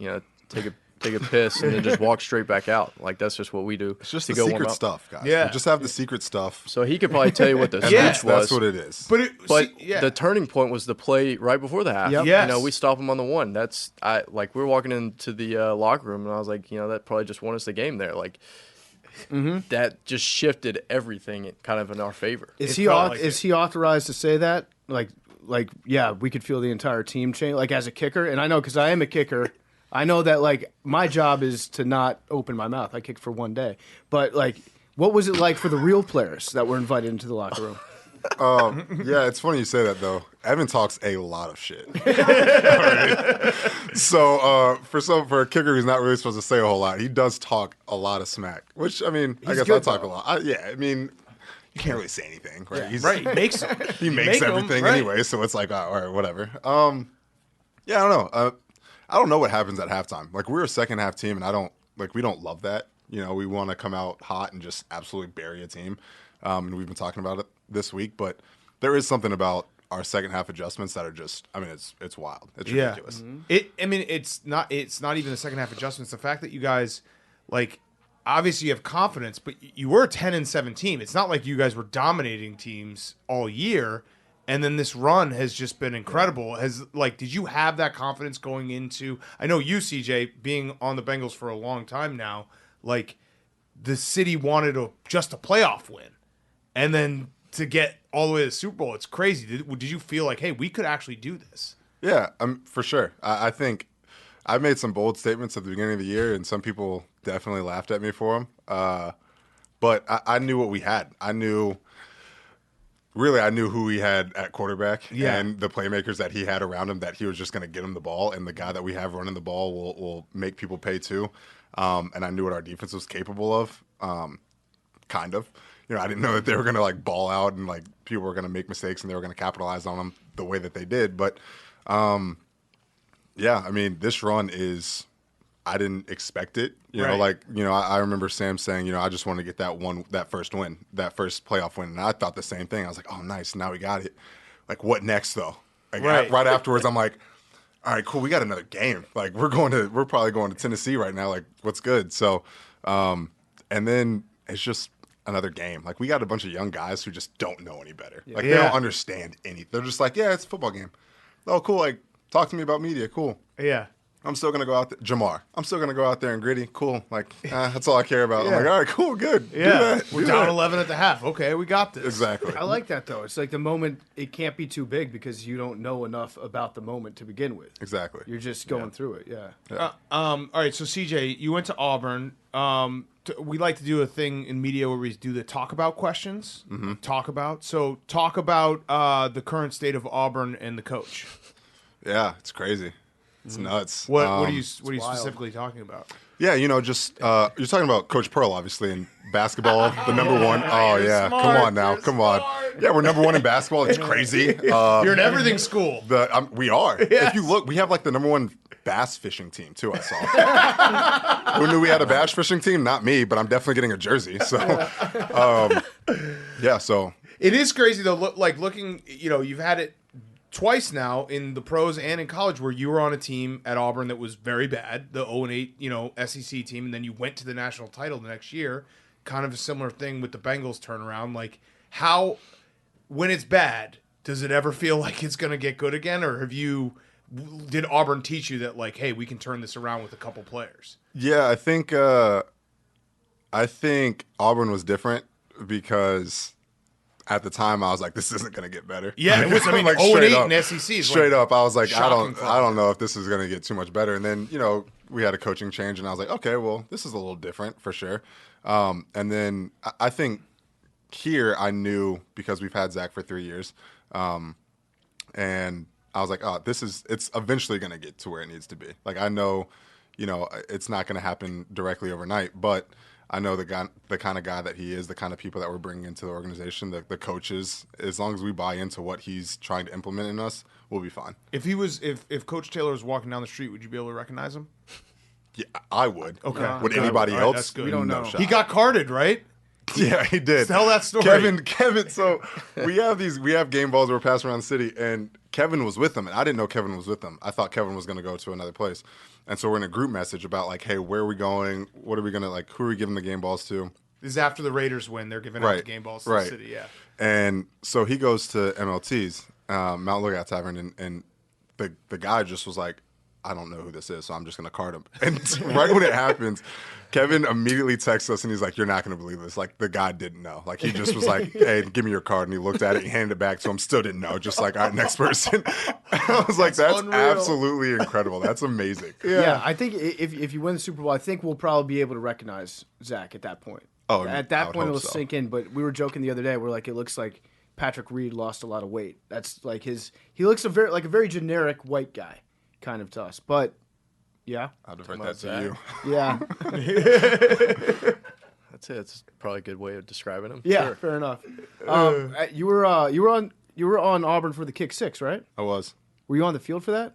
I was not. I ended up on the field after we rushed it, but I was not on the field. Walk us through that play. and your emotions on that play. Well, I'll say I'm glad Evan wasn't the kicker because he's out here smacking 75-yarders. It would have gone through. No, it was insane. I kind of blacked out. I jumped on the pile. I'm running down the sideline. Everyone's just running down the sideline. That's my vantage point. Jump on the field or jump on the pile, and I get off. I actually see my high school teammate, which was sick. He's running off the field. He played for Alabama, and he was running off the field, and I gave him a hug. And That's fucked up. I'm sure he appreciated it. That's fucked up. That's so mean. I would be so mad. Sorry, Austin. He wasn't happy. He gave me a hug back, but he wasn't happy about it.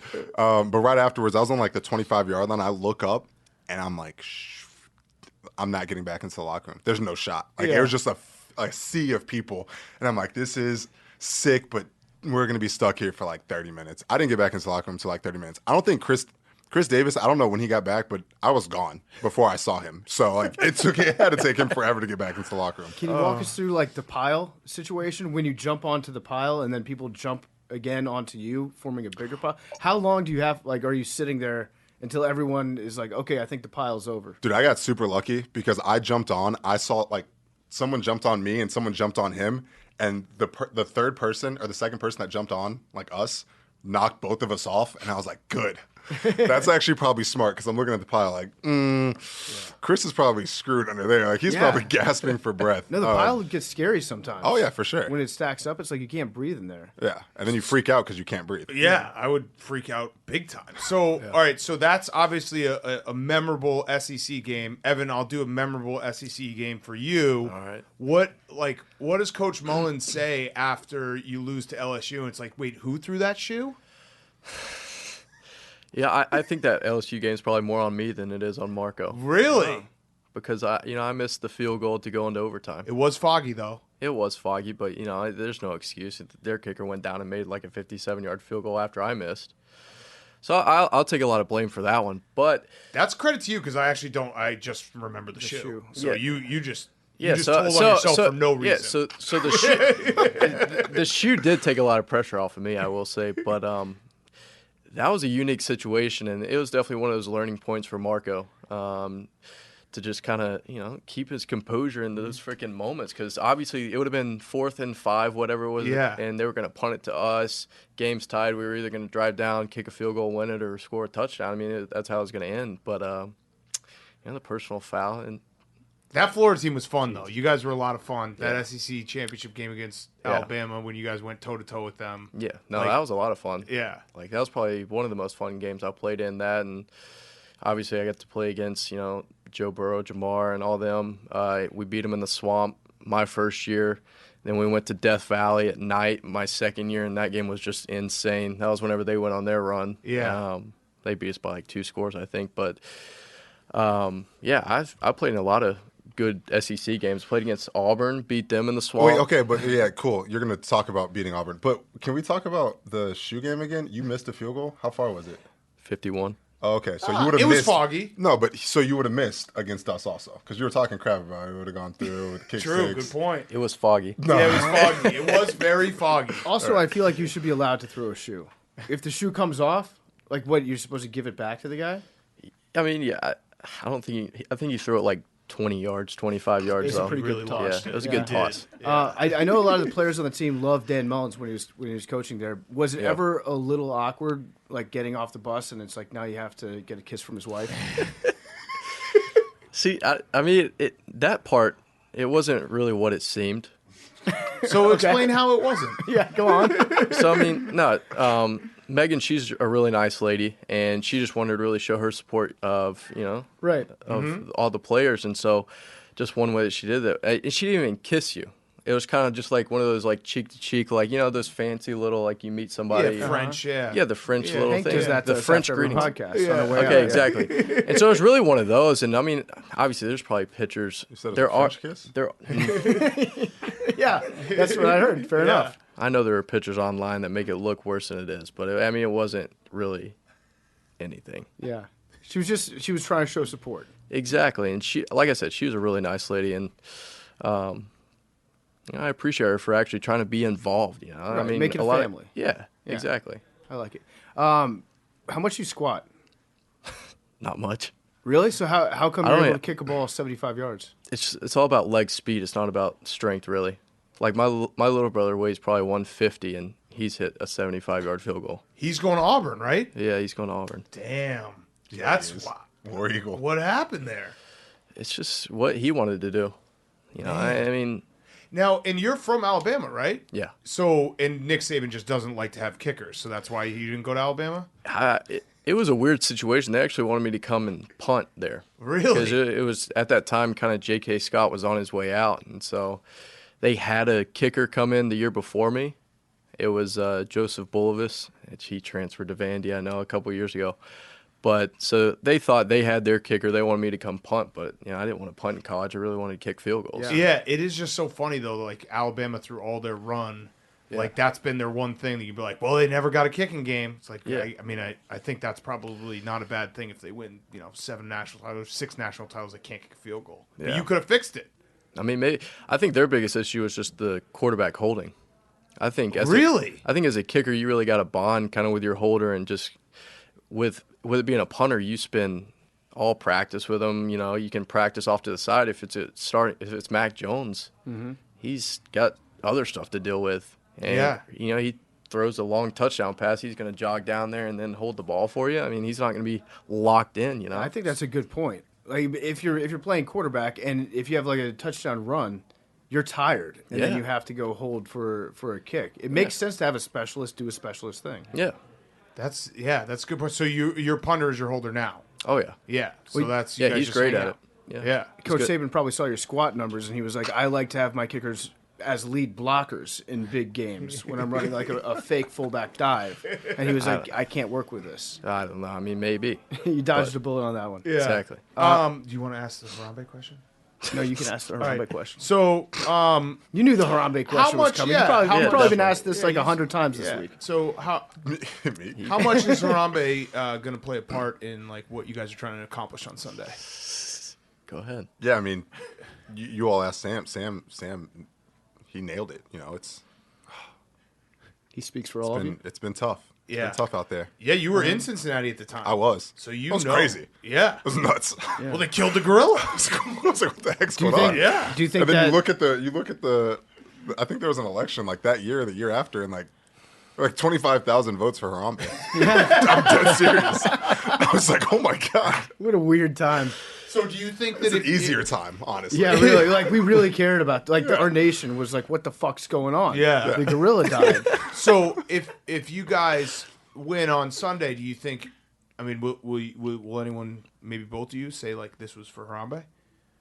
I'm going to defer that to Sam. Yeah. I'll let Maybe Sam. Sam. He's a Cincinnati kid. native. Yeah, right. Yeah. Okay, That's so on maybe him. that's. I but just- he does do a speech right before every game about Harambe, right? Yeah. Yeah. 100%. He does a whole thing. You should have on the Zoom. You should have had him act it out because he doesn't it's a whole production. Like a recreation of the event? Yep. Yeah. Well, not of the event. Oh, okay. No. Just like he just gets into character. It's good. He starts beating his chest. Exactly. Yes. Yeah. Exactly. What about this, Evan? What if you kick a 70-yard field goal to win the Super Bowl as time expires? Would you get a Harambe tattoo? I will say I will. Yeah. Okay. Yeah. 70-yard field goal to win the Super Bowl. An NFL record long field goal to win the Super Bowl. Sure. Now I'm going to give you guys a little motivation because we're in the T-shirt business, so we have to get T-shirts for both sides. We have Bengals winning the Super Bowl, Rams winning the Super Bowl. I did just get earlier today a text message from an image that I requested of a Rams Super Bowl T-shirt, and it is a dead Harambe with the little child in a backpack. It's actually Sean McVay because he's so short, and he's standing over a dead Harambe. I don't want to put that shirt up in the store, Yeah. so you guys have to stop that. Okay. Like, we Was that already shirt had one tragedy with Harambe. Let's not have another That where I have to shirt. sell this shirt Yeah. of Sean McVay as a child, little itsy-bitsy child standing over a dead Harambe. Was that your idea? Yes. We actually came Here, up I'll with show it you guys. It's in fucking awesome. in It's this a room hilarious last shirt. night. Yeah. Yeah, it's a very funny shirt. I I don't want to put it on sale. I might, you know what? I hope you guys win and I'll still put it on sale. And we can just, that'll be funny. It's like, then what's our shirt? Oh no. No, we have Oh no. Oh no. I mean, again, We have a lot of shirts ready for you He's guys giving too, us though. he's giving us extra motivation right now. Yeah. We have one. That's tough. Yeah. I think one with just Harambe holding up the Lombardi trophy.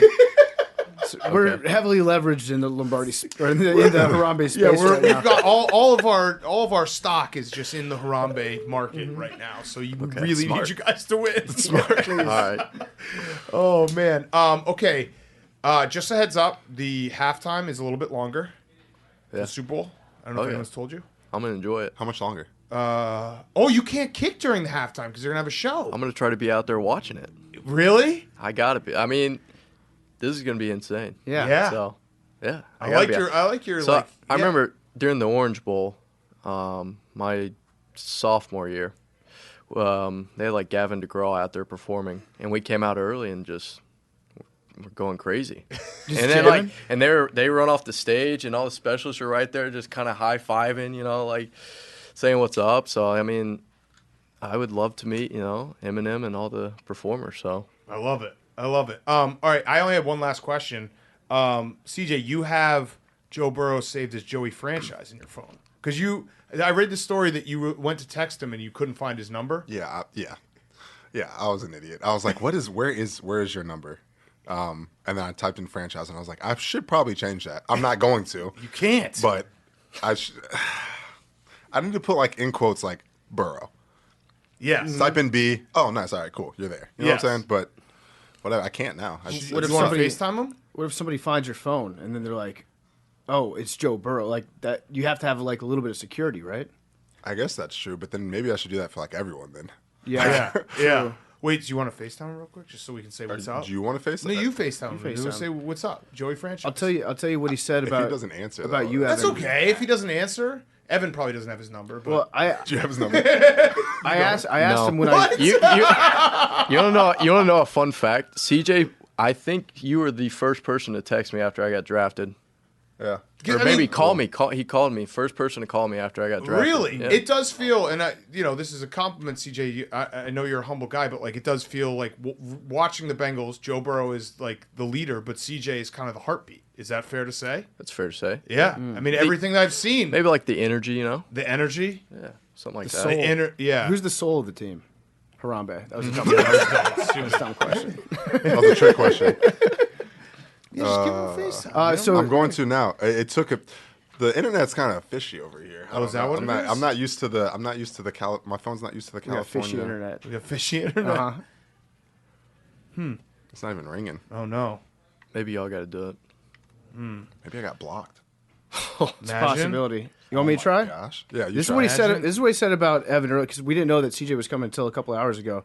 I said, Evan McPherson is coming by today. Is he cool? And Joe said, haha, yeah, he is. Not a normal kicker. I usually don't like kickers, but he's cool. You're one of the good ones. Should I FaceTime?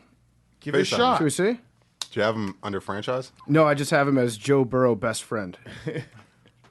He's probably not going to pick up. There's no shot. Actually, Why does yours work? Are you on the Wi-Fi? I'm on the Wi-Fi. Yeah, we are on the Wi-Fi.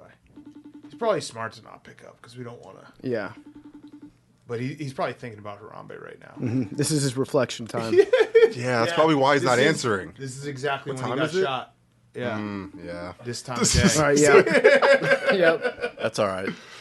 Wow, that sucks. All right, well, best of luck, guys. We're rooting you. for you. Appreciate Big it. time. Appreciate Just it. cover 4. That's fine. Yeah. And your Gatorade's orange, right?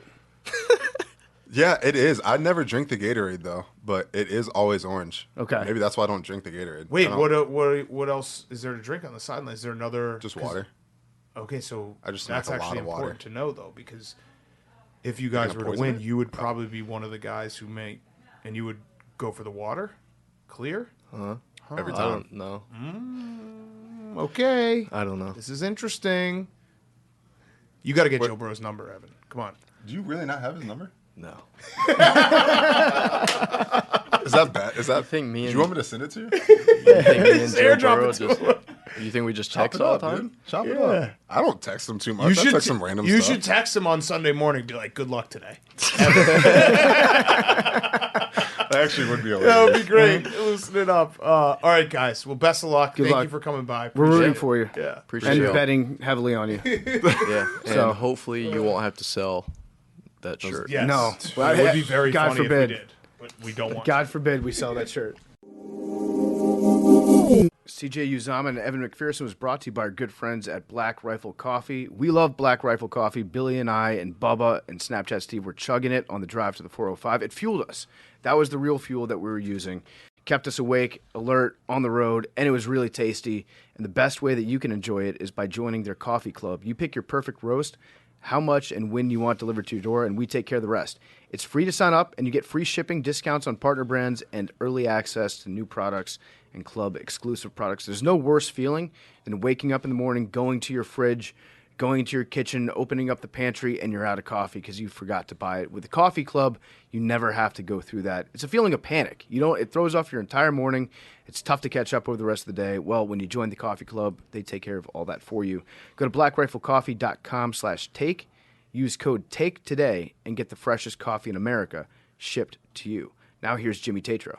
And now for something completely different. Okay, we now welcome on our very, very good friend. It is Jimmy Tatro. He's got double the money now because Home Economics Season 2 was greenlit.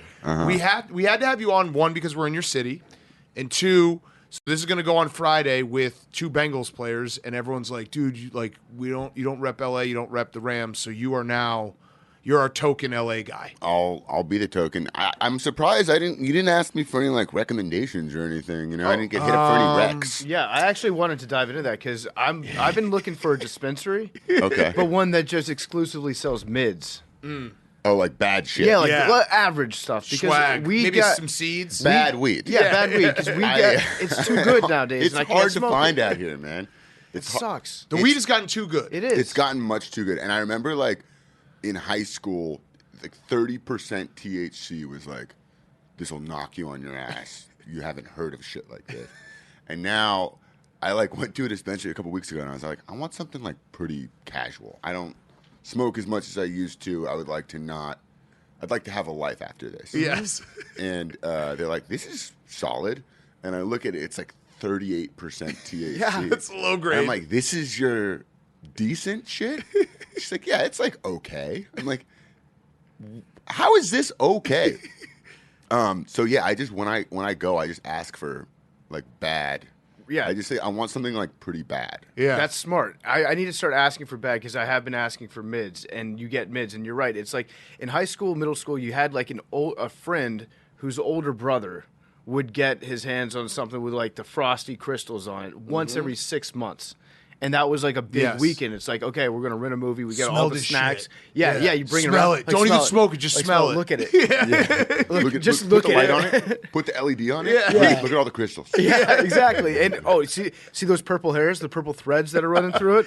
That'll get you fucked And then you up. smoke it out of like the worst bowl possible, like a one. No, yeah, you go to the store, you get like a 20-ounce Sprite bottle, a ballpoint pen, aluminum foil, and then you stick it through the side. I used to do the paper towel roll, and then you cut a hole at the end, and then little tin foil. It's basically like smoking crack, but it's just weed, and it's like, look at this shit. It's incredible. I used to really love MacGyvering bongs. It was like, fun. It used to be fun. You didn't know, you didn't have the supplies, so you're like, you look around the room and you're like, all right, what do we have?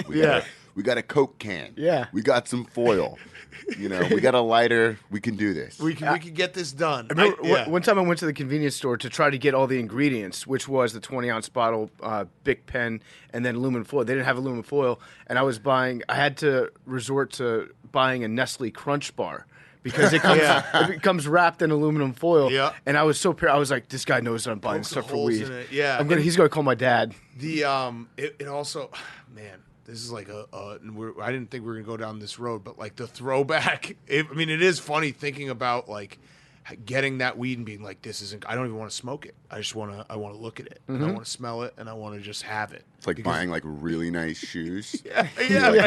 No, Don't wear those. We don't smoke that. We don't smoke that. Yeah, That's like we're just- saving this. That's for the shelf. It's collector's items. It's like baseball cards. No, it's like I got some Afghan 08. It's still in mint condition right now. And it's also like going into those like smoke shops where they had to pretend that it was for tobacco. Like I always thought, I thought it'd be so funny if like someone actually went in there being like, I'm gonna buy this bong and I'm gonna just rip like a shitload of tobacco out of it. Yeah, because they'd be like, not for weed. Kind of anal about that. They used to be like, whoa, and then I think over time they kind of were like, fuck it. But it would just be like bowls and bongs and be like, this is for tobacco use only. Yeah, you're like, okay, Yeah, all right. I'm gonna just rip a bowl of American Spirit out of this roar, out of this zong. I kind of want to do that. I kind of want to go out buy a giant roar. Yeah. Me and Bubba were talking about roars on the way on the drive over here, and it's like everybody had a massive bong when they were in college. Yeah. And then once you move out of college, if you have a bong in your house,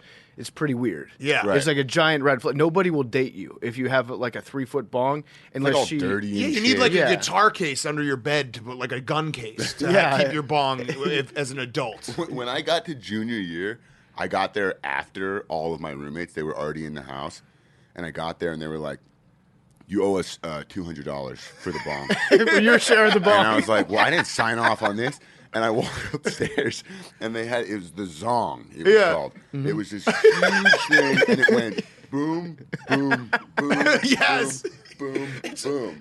And you have to stand over it. No, it's so smooth, though. It hits took so like smooth. 5 full inhales Yeah, Michael to, Phelps to get like to milk the thing, and then you pull it, and then it would be like a rotation of 3 people that would, and then just die. Yes. And everyone would come over to our house and be like, "We got to hit the zone." And we're like, "We live here. We don't want to do this all the time. It ruins our day. Yeah.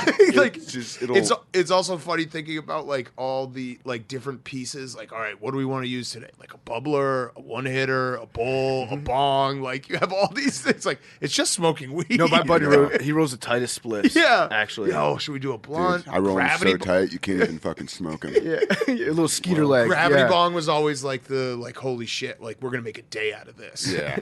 Gravity bong was Get the fun. sink. No one used the sink for the rest of the day. You ever take the 5-gallon thing Yes. and put it in the pool? Yes. Oh man. In the tub or the pool and the sink, and you're just like, don't use it. You can't use the sink for the rest of the day because the gravity bong's set up. I'm actually convinced that most of my friends learned the principles of physics through creating bongs and then smoking weed. Like you actually had to learn how like air acted in a vacuum to use a gravity bong and understand the principles of where to let the air in, where to let the air escape. It was We should something, make a man. gravity bong. My We should do friend gravity that bong always day. used to do gravity bongs. He went to MIT. And he used to like make gravity bongs out of anything he could. And I'm like, we get it. You went to MIT. Yeah. Like, you can put your mind to more useful things than you. It's like those guys at MIT that build robots that can like, shoot perfect beer pong shots. Yes. Like maybe figure something else out. I don't Yeah, know. where the robot who shoots the threes at like halftime. Yeah, it's it's like, like- well, his release, I would swat the shit out of that. Like you couldn't get a robot who has a better release Yeah, point. at least, can he pump fake? No handles. A euro maybe throw in there. Yeah, I kind of like the idea though of getting our nation's and our world's smartest minds to work on like the very simple problems that we all use. Like maybe there is a better way to smoke that we just haven't thought of because they're too busy designing nukes. Like Yeah. I'd like to see what those minds could do Yeah. in a room with a milk carton and a lighter. That's all I'm saying. Figure it out. Navy Figure it SEAL out. training. Smoking weed, I will say, is just so much less of a process than it Oh, used yeah. to be. It used to be like in high school, you couldn't just do it in your house. You have to leave. You have to go find a spot. The woods. Bring something to spray with cologne or something, so you'll come back smelling like it. Yeah, I did have my whole my whole setup. I had like my lotion, my hand sanitizer, my eye drops, my gum. Your Visine. Yeah. Oh my God, And I Visine. would do it all in the car, walk in, and my mom would be like, "You smoked." All right, whatever. Do you think Yeah, it's like Jimmy smells like cologne. He only puts it on when he gets high. Do you think Visine? It's actually like I always think about like these companies that probably get fucked over, like a trickle down effect, where like Visine's probably fucked over by the legalization of weed because people just don't care anymore about having red eyes. Whereas like it used to be, Visine was like very important to Yeah. to functioning as a person. I still care because I look so stupid. When my eyes, like, people look at me and they're like, "Are you okay? Are you having like an allergic reaction?" I'm like, "No, I just smoke." And they're like, "Well, no, I smoke, and I don't look like that. That's bad." Yeah, I'm very jealous of people that can handle their pot. I can't. That's why I need mids. Yeah. I'm fine on mids. I enjoy mids. I like a background buzz. I don't want it to be my entire day. Just me walking around thinking about how high I am. Yeah. You like to go to sleep, take a nap, and you just wake up and you're like, I'm still high. Still high. See, this is the That's the first worst. part of an ad. Yeah. To our bad weed brand. Yeah. It should You just be could. called. It should just be called bad weed. Yeah. Bad weed. And they It's sell not it to you in a good. plastic bag with like some seeds at the bottom, and you're like, well, this is kind of a throwback. Yeah, there's like other stuff in the bag. It's nostalgia. Yeah, you just got to pick out the weed. Nostalgia weed. So It's not great. Yeah. So for Christmas, my aunt, she's in Virginia. You can now grow plants in Virginia. You can grow up to 4. She grew up. She was like a hippie back in the day. She grew her own weed plants, and for Christmas, she gave me bags of her different strands of weed, like small little bags of it. And there's just stems and seeds everywhere in it. But she was like, "This is the best weed I've ever smoked," because she used to smoke the stuff like way back. And this now to her is like the top of the line. To me, it's like bad weed. I hit it, and I'm like, this is what I want. Yeah. That's all I want out Yeah, of weed. just a like touch. pot from the 60s. Bad weed incorporated. All right, so Home Economics 2, we got to plug it. Were you shocked that it got renewed? I actually watched it. I like it. I know that actually sounds bad the way I just said that. I don't really watch, cable sitcoms, but I watch it because I support you, and it was funny. And obviously we like Topher as well. Yeah. I wasn't surprised that it got renewed, no. I was surprised it got renewed for 22 episodes. I didn't know. Fuck. I didn't know that people were still doing that. I just Yeah. didn't know that shows still went for 22 episodes in one season. So are you, like, was it like a shitload of money? Yes, that was the answer right there. He's trying to figure out how to say. I'm trying to He's think, trying to like, be polite, but it's a yes. How many commas was that laugh? How many Teslas do you own right now? Did you park the Tesla or did you get a? No, I actually just left it in front. Yeah. Yeah, you just hit and then walk away. Well, But that was because Forever. the valet guy, he just took off. I told him as he came in, Jimmy came in, I was like, this hotel we're staying at has the highest valet people of all time. Yeah. Like, Yeah. Well, it was funny because like I got there and he was like working on something else, and he just looked at me and we made eye contact, and I was like, when you like give someone like you lift your head like it's time to engage in the service conversation. Yeah. We're about to take this to the next step. Yeah. And he just turns away and then just dipped. And I was like, oh no, not another car. like, and I just sat there for like 5 minutes, and I was like, I guess I'm just gonna bring the keys to the front. yeah. But yeah, so all right, so it's sick that it got renewed. Is it like, has your life changed at all now that you are on, like, getting recognized? Anything like? I would imagine you have a lot more visibility. I don't know. I mean, maybe I do, but not from the people that I'm around. Okay. So it might feel like less. Like, Okay. on YouTube, it was like very much my like I'm around that demographic. Right.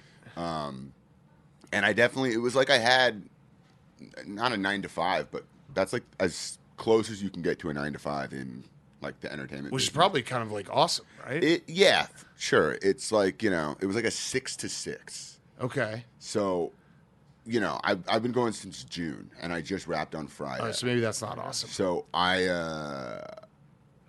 5 days a week. very relieved to Yeah. wrap it up. 5 days a week? 5 days a week. Okay, so that's yeah. not awesome. I was thinking that's like, tough. like sometimes I get jealous of people who have like 9 to 5s, and the fact that like it's just like they go in and they leave and then they're done. Yeah. Whereas like we're working at nights and stuff like that. So, but that's a lot. That's a real job. I was very fortunate because I like everyone there. Like I like the cast. Do they like you?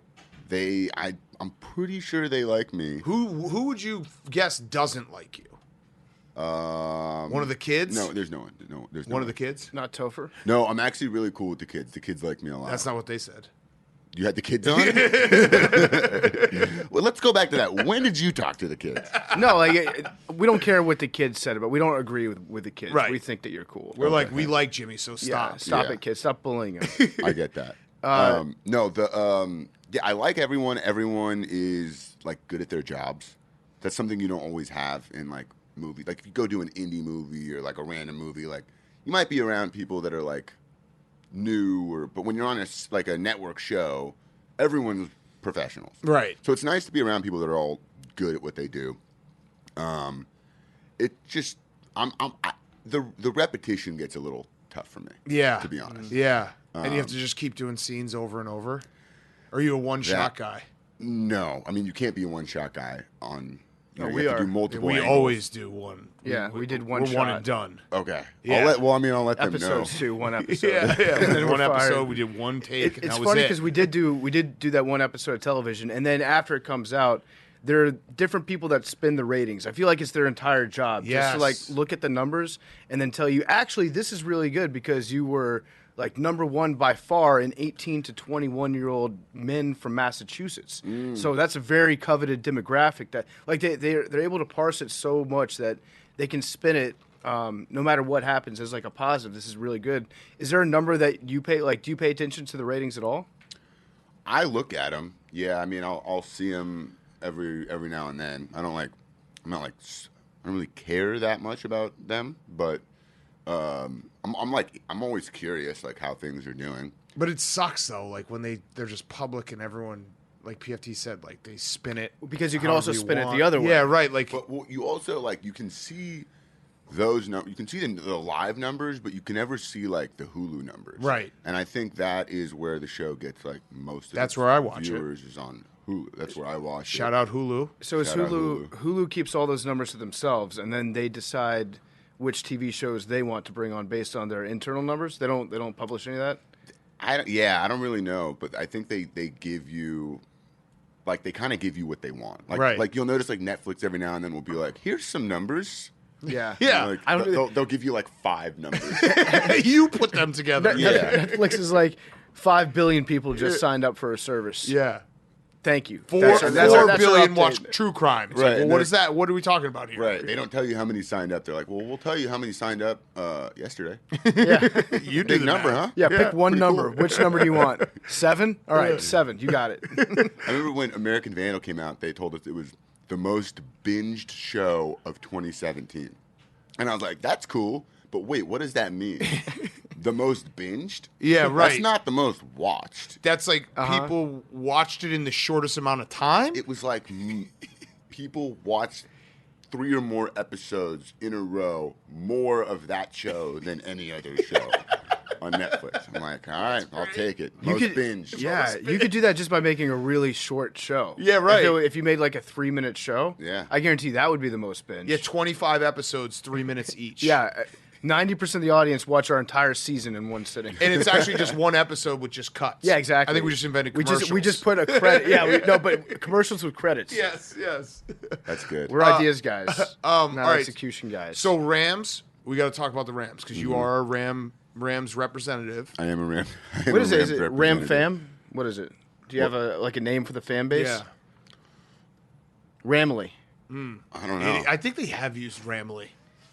What is it? Ramley. It's Like here, it's Ramley. It's about Ramley. Yeah. Ramley values. Yeah. My friends were saying that they want to do shirts that say "Vamos Los Ramos." Ooh, That's good. That is good. So wait, are you like, what's the vibe of Rams fans in general? Because is it weird that it's like, all right, well, this team got here 5 years ago or whatever it is, or is it's just normal now? We're just football fans. We're NFL fans. I'm very curious what, like, because everyone talks about LA, and we haven't been able to put our finger on it. Like, we when we say stuff on our show, we know right away, like, oh, these fans are mad at us. These fans are mad at us. I get a few Rams fans being like, why don't you respect us? But for the most part, I can't really figure out, like, how many there are. Mm-hmm. Yeah, it's tough. It's kind of like Netflix. It's kind of like numbers. Netflix. Yeah. You know, we'll give you whatever numbers we feel like. Uh-huh. No, I mean, I think personally, when we got the Rams, I was like, you know, I grew up here, so I never had a team, like a football team. So the second that LA had the Rams, I was like, sweet, I'm a Rams fan. I'm all in on the Rams. And then there's a lot of people that are fair weather fans, like are Rams fans now. There's a lot of people that just want to go to the games for like this scene. Right. So it's really like all across the board. But then you also have like those Dodgers fans that have like become Rams fans, and they're like hardcore Rams fans now. Okay. So like it really is all across the board. Sure, there's like a lot of fair weather fans that are like, you know, just want to go to the games and be seen and take photos. Is it a conversation though? That's kind of like, do the Rams get talked about when you're like in amongst me and my friends? Right. Yes, I can't speak for whoever else, but like in my fantasy football league, we're all pretty much Rams fans. Like I think that's the sign of like a football city, and we've been to a bunch of them, and it's like when the team is good, you feel it just walking down the street. When the team is bad, you feel it walking down the street. That probably is not the case. It's not the case, no. But I feel like it's hard for that ever to be the case in LA. Right.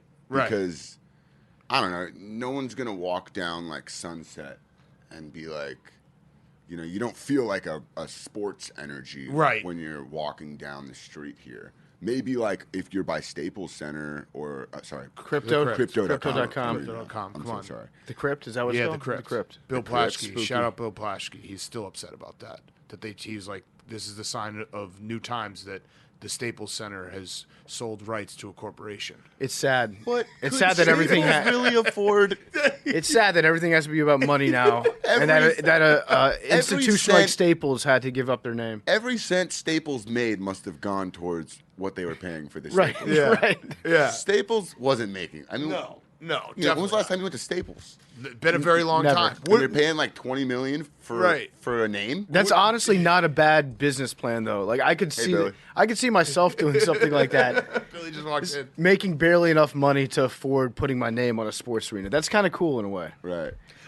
So would the Rams be more popular if they just wore Laker uniforms? Because Laker fans are psycho. Like that's the one thing that we make jokes about fair weather fans and like LA not being a huge sports town, but I feel like Laker fans make up for it and then some with just being insane people. Well, because now we're annoyed, you know? Because like I said about the Clippers last time, it was like before it was just like everyone knows the Lakers are the team, and then all of a sudden you got these little fuckers coming in and being like, no, it's us. So then the Laker fans I think got more aggressive. Yep. Once the Clipper fans started like chirping. And you also like haven't won anything. You won the Mickey Mouse title, which didn't count. So it's like, you know, LeBron has been here, and it's just nothing has happened. Yeah, I think it counts. Who would you trade? Who would you trade as the Lakers, LeBron or AD? Who would I trade? Yeah. One's got to go. You got to keep Westbrook. Obviously, he's a centerpiece of your franchise. He's the glue. One got to. I feel like you could get a lot more for LeBron right now. Because, you know, obviously a team wants to get him so his son can play. Yeah. Honestly, I think I'd still trade AD. Oh, wow. So Jimmy doesn't like AD. I like AD. I love AD. I just haven't you seen just AD sent him out of town. Literally just traded him. 5 consecutive games. No, you just sent him to Minnesota. Oh, you said get out of here. Soft? What? Is he soft? I'm not saying he's soft. I'm just saying he could use some extra padding on the court. Do you miss Caruso? I do, man. He's the best. I mean, love rooting for Caruso. him. Rooting for him on the Bulls is like a joy. Oh, I forgot that you have him. Yeah, and he's been injured because Grayson Allen should be in jail and assaulted him. But yeah, what the fuck? Yeah, asshole. Did he get suspended for that? 1 game.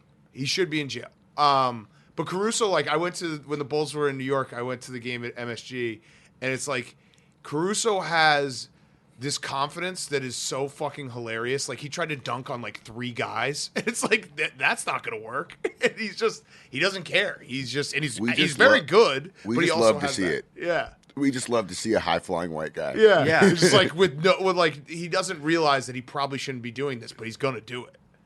Yeah, he was just a lot of fun to have on the team. He's just really fun to root for. I used to love it before he shaved his head, before he realized that it was time. And it would like grow out every couple weeks and just look really trashy. But that was even funnier when he was dunking on people with like the full-on monk hairstyle. Yeah. Like the bald top on. Rocking a cul-de-sac. Yeah. You rarely see that in professional basketball. Jamming out in the dead end. It would have been sick if one day he showed up and he had like the LeBron hair graft on the top of his head with a line and shit on there. I love Caruso, man. He's so much fun to watch. Yeah. He's a pothead though. Yeah. So just be careful. Yeah. Remember that? Yeah, he got arrested in Texas A&M like a year ago. I think in an airport maybe. He had a grinder. He had a grinder and he went through security It was and there was bullshit. like a little bit of weed in there and they're like, "Sir, you're arrested." He's like in the last place in the U.S. where you can't walk around with a grinder. College Station, Texas is the one place where weed is still so free illegal. Caruso. Yeah. Yeah, we love that guy. Fucking legend. He is. He's a legend. Mm-hmm. The Lakers they were cheap, and they didn't fucking keep him, which was stupid. I know. Can you break some news? Give us some Real Bros of Simi Valley news? Because we need. Yeah, I mean, there's not really like exciting news at the moment. Oh no. But now that I'm done with home economics, we are going to pitch season 4 to pretty much all the major networks. Oh yes. Can we if you need our help? We want to finish the show. Yes. Facebook is no longer doing like scripted content. They're doing, red table talks and reality stuff. So they're not doing any like scripted TV shows anymore. Yeah. So we are now taking it out to hopefully finish the show at one of the major networks. Now, obviously, it'd be awesome if that happened. I'm rooting for you. I love the show. I think it's one of the funniest shows. If you haven't watched it, you're an idiot. Go watch it. You can watch it. I think each season is on a different streaming platform, which it's makes complicated. it a little difficult. I also want to get all the seasons in the same place. Yes, because that's like it is. You see it. I'm sure you see it all the time. It's got to be cool. Like the GIFs and pictures that are used, it's very much like a cult classic in that respect. It like feels a little bit like on Arrested Development or early Family Guy when Family Guy got taken off air, and it's like it's almost this little like inside joke where like people know the context of these GIFs that are being shared. But like, it's a big awesome. inside joke. Right. It's like a huge group. That like I wouldn't even say cult classic. It's just something that I think hasn't been promoted by the mainstream, but I think a lot of people that are in the mainstream have watched it and enjoy it. But like people share the GIFs, like like I'm straight up not having a good time. I bet some people who share that don't even know what they're sharing. Yeah, for sure. And it's like, but that scene is hilarious. Like you need to know the that. sound, like the baby fight sound, became like a TikTok thing, and it got like hundreds of thousands of people made videos using that sound. Like you could watch all these people like lip syncing the sound. But I mean, I think like it's really cool to see how many people still watch the show, even though, like you said, it's like season 1's on Facebook, season 1's on YouTube, season 2 and 3 are on Facebook. Yeah. But just the fact that it's like on different platforms and it's still all the episodes still have like millions of views is just, I think, a testament to the fan base, and it's cool. That's what I think. Hopefully, will help sell it because we can say the fans will follow it. They wherever. absolutely will. And you had Kittle doing the Xander at the Pro Bowl, which was fucking sick. Kittle threw down the Xander. I'll throw that in the pitch document. Yes, why wouldn't you?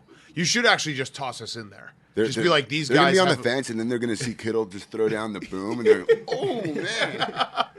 All right, we'll buy it. No, if you want to be like, hey, this podcast, it has a pretty decent fan base. We'll push it as hard as we like. We'll just make up ads for you if you get it on a. Okay. Throw that in the pitch document. I'll come on as Xander. Yes. Yeah. I mean, I that like would that. be. That would be fucking incredible. Act like I don't know you guys. Well, actually, it wouldn't be that incredible because it's kind of we do that every show with Billy because he's kind of. Right. He's our real bro. Yeah, he is our real bro. He's like a real. He's a real bro. Yeah. Does that make sense? Yeah, like he's real. Yeah, no, he does. Like he he's actually upset said seeing you he's here. He thinks that you're appropriating his culture on the show. Yeah, he's like, wait, what's going on? He's here? like, my culture is not your costume, Jimmy, is what he was saying. Yeah, he's like, what the fuck, Jimmy? Like, there needs to be more roles in Hollywood for real bros to play real bros. Representation matters. And every time you film an episode, you're taking jobs away from real bros. You're in bro face. How about that? Let's start a controversy. That would be so good if we're just like, these guys are not real bros, and they're fucking taking our jobs. From real. Right, yes, yeah. Billy's sitting there the like, real this is bro reality bullshit. story. Our idea got stolen from us. We need it though. We need it. I mean, it's such a fucking funny show. It is good. Yeah. And I hope it. You keep saying like we got to finish it, but I don't want you. Like, why? If someone bought it and they're like, "Hey, we want 4 more seasons," would you do it? We want. We know how we want it to end. Right. We also think it would be funny to do a couple like spin-offs where, maybe the squad wants to go rent an Airbnb and they don't realize that they're getting roped into like a Love Island type situation. And it's just like the full season, and it takes them like, an episode or 2 to even realize what's happening. And then all of a sudden they're like all in on this Love Island show. And then they're like, by the end, they're like, and then like the next season, you're just like, okay, pretend that never happened. Yeah, right. But there's so many like different reality shows that would be fun to parody. At the time, Real Housewives was we were just laughing at how many there were. It was like Real Housewives of like Potomac or Potomac or whatever. Yeah, and we were like, all right, we can do a parody of this. Yes. But now it's like, I think Love Island would be really funny to parody. I don't know if you guys have watched that. Yes. Mm-hmm. It's absurd. And there's just so many like that. All the hookup in one house shows. Where, like, even put do, all like- these hot people in one house and just not let them fuck. Yeah. And You that's do like the show, man. old school Fear Factor parody where you're just doing challenges and shit. It's Oh, kind of man. weird that the whole concept around ending a series, because like everyone says that they want to see their favorite show have like an ending, and everyone that's making a show wants to think about what the ending's going to be, but then every time they make it, everyone hates it. Yeah. Like I don't think that there's been a good ending. Maybe Breaking Bad is the only one I can like think Breaking of. Bad. But every other one, people are just like, "Oh, that ending sucked," because it's like, yeah, no shit. Sopranos? You invested, 5 years of your life into watching a show, and you made it such a big part of like, your day to day. You look forward to it, and then you see it end and it didn't fulfill your wildest dreams. Yeah. Then it's gonna just make you upset for how you like Game of Thrones did that. Everyone was like, "Fuck these guys." Although- I just feel like more shows should just not have endings. It would be funny if like they did an ending that everyone got mad about. Like, how could you fucking kill off Xander? Like I took this. Right. This is my life invested in this. Well, I really want Hawk to die of old age. I hope if you haven't watched, you have to watch it. But Hawk is Xander, Jimmy's character's son, and he goes from a newborn to like 8 years old to like high school in like a matter of like 3 episodes. Yeah. In the end of season 3, he's like 19. Season 4, he would start out being older than me for sure. He'd have to be like 50. And I want to get the kid that played Hawk to play Hawk's son. Everything in all the future timelines. seasons. That's so Yeah. fucking confusing. That'd be so funny though. And then, eventually he'll, his life will run its course. He'll die of old age. I would really love that to happen. We need that. All right, so you want to give a prediction for the game? This is for Rams fans are listening to this because again, equal representation. I'm going to say Rams 24. Bengals 21. Oh, Bengals cover the spread. All right, nice. That's nice. You throw Cincinnati a bone there. I'll take that. Yeah, I don't know if you knew the spread. I don't know the spread. No. I'm not a bettor like you guys. Yeah. You should actually have a season where Real Bros of Simi Valley get like sponsored by a sports book. Yeah, like You could Barstool easily Sportsbook. parody us, like, and it would be very funny. You guys just all you were doing is talking about parlays. I could help write that, or you could just watch whatever I do. And Okay. It would be pretty apparent how you I'm could parody open me. to it. Yeah, you guys are just gambling all the time. Did I see that you're working with the Fairley Brothers now? What was that? Are you working with the Fairley Brothers? Yeah, we did a show. It came out. They didn't tell anyone. Yeah. Oh, that was sick. I missed it, but I was going back through your social media before you sat down here today. I was like, holy shit, he's like working with those guys and Bill Murray? Honestly, what happened with that, it was a Quibi show. There you go. Yeah. Wow. You're part of that. R.I.P. Rest in Did you peace. kill Quibi? Did the check clear? The check cleared. Dude, I was all in on Quibi because I had 2 Quibi shows. I had that, and then I had like my middle school series that we sold to Quibi. And I think certain things were Quibi's fault, but overall, it wasn't really Quibi's fault. their whole concept was like, you know how you have no time? And they dropped it a month after the pandemic started. Yeah. You know, where everyone was like, no, we have more time than we've ever had in our whole lives. I want to watch a 5-hour movie. What do you got, Quibi? And they're like, ooh, 10 minutes. Yeah.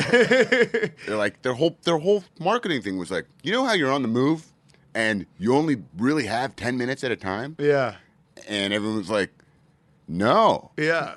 So I think they got very unlucky with the timing of all that. But, yeah, we shot the whole show for Quibi. It's basically like a 2-hour movie chopped up into like 14 under 10-minute episodes. Bingeable.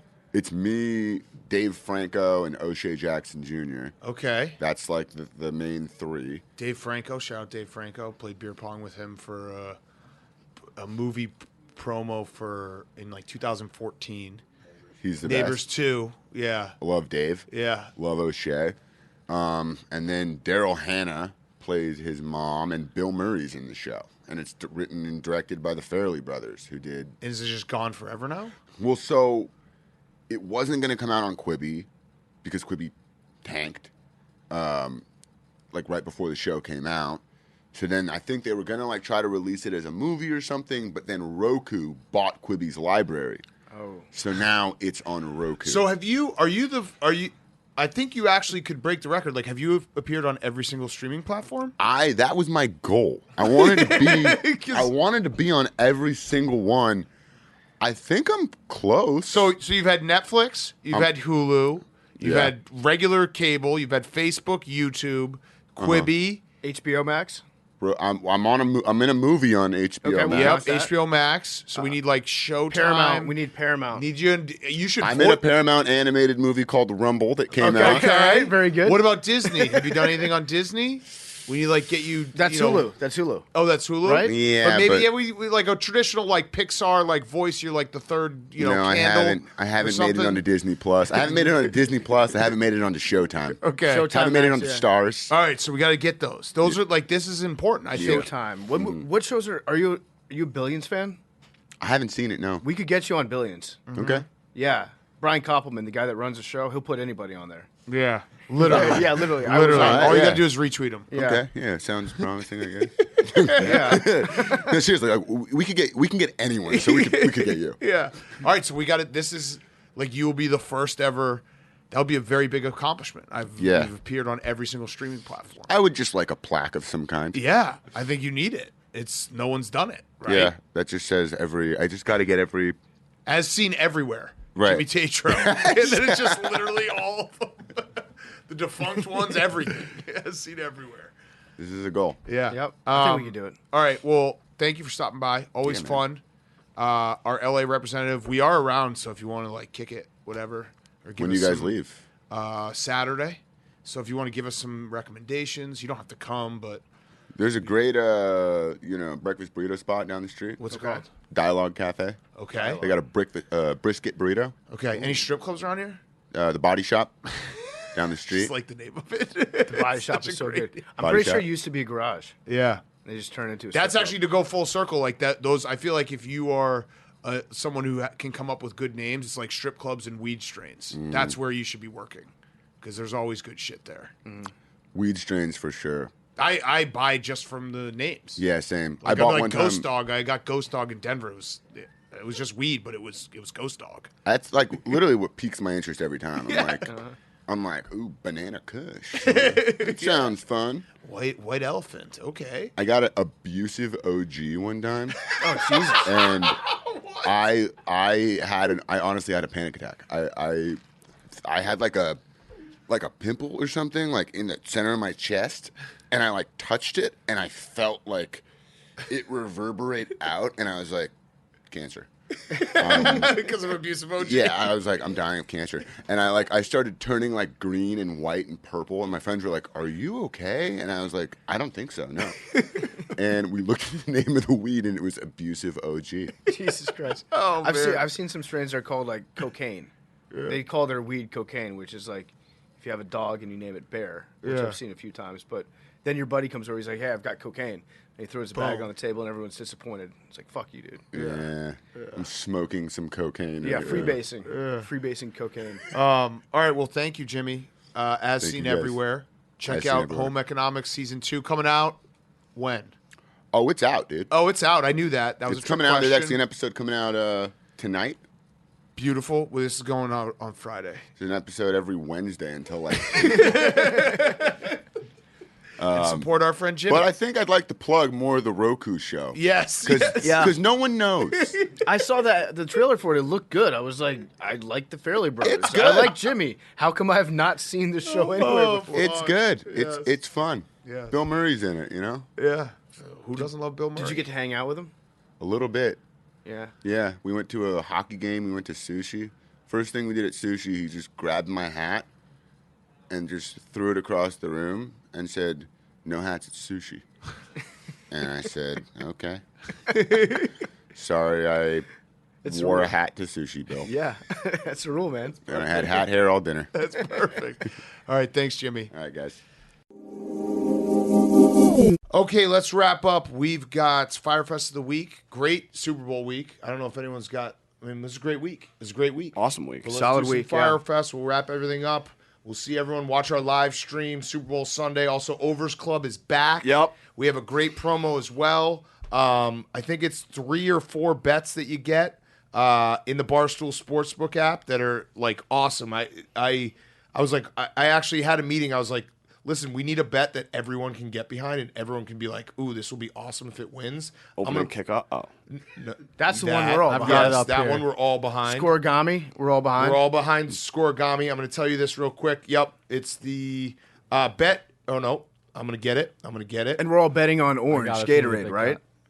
Yes. Because orange. that's been confirmed, orange Gatorade. Big for the game, Bengals. long shot. So if you place a bet on the Super Bowl, if any of the following occur during the game, you just get $20. So you don't have to bet these bets. If you bet on the game, you are automatically eligible for this. Opt in at the top. If a safety happens, you get $20. If a 57-plus yard field goal happens, you get $20. And if a kickoff return for a touchdown happens, you get $20. Okay. Just don't return it the first time. Yeah, well, it's going to be Overs Club. There's going to be a lot of points, a lot of kickoffs. Yeah. Just not the first one. Yes. Yep. So that's just like, and it's bonus. It's not, you don't have to, you bet on the game, you opt in, you get those. We all root for it together. Watch our live stream from Louisiana. All right, Hank. All right, this is a Fyre Fest. I like You my. smoked with AB too? No, I did not. I think we should just not even give context to that story. Yeah, no, Yeah, just no, it's better. Yeah. let people fill in the gaps for themselves. I had like a little film camera and the it got a little fucked up, like a roll of film. So I brought it to a camera store and I borrowed one of the cars we have out here. Brought it to this camera store. Was hitting a little pen Stu Feiner gave me. Maybe got just a quick 10-minute drive. Didn't think anything of it. You guys smoke so much weed on the show. Right? I'm by far the most sober person. Well, this is not during. This is a non-work thing. I was time off. And It was yesterday? This is my Fyre Fest. We're on a fucking hill. This hotel is on a hill, and I was stoned, and I was stuck in traffic on this hill. This is illegal? Yep. And I did not.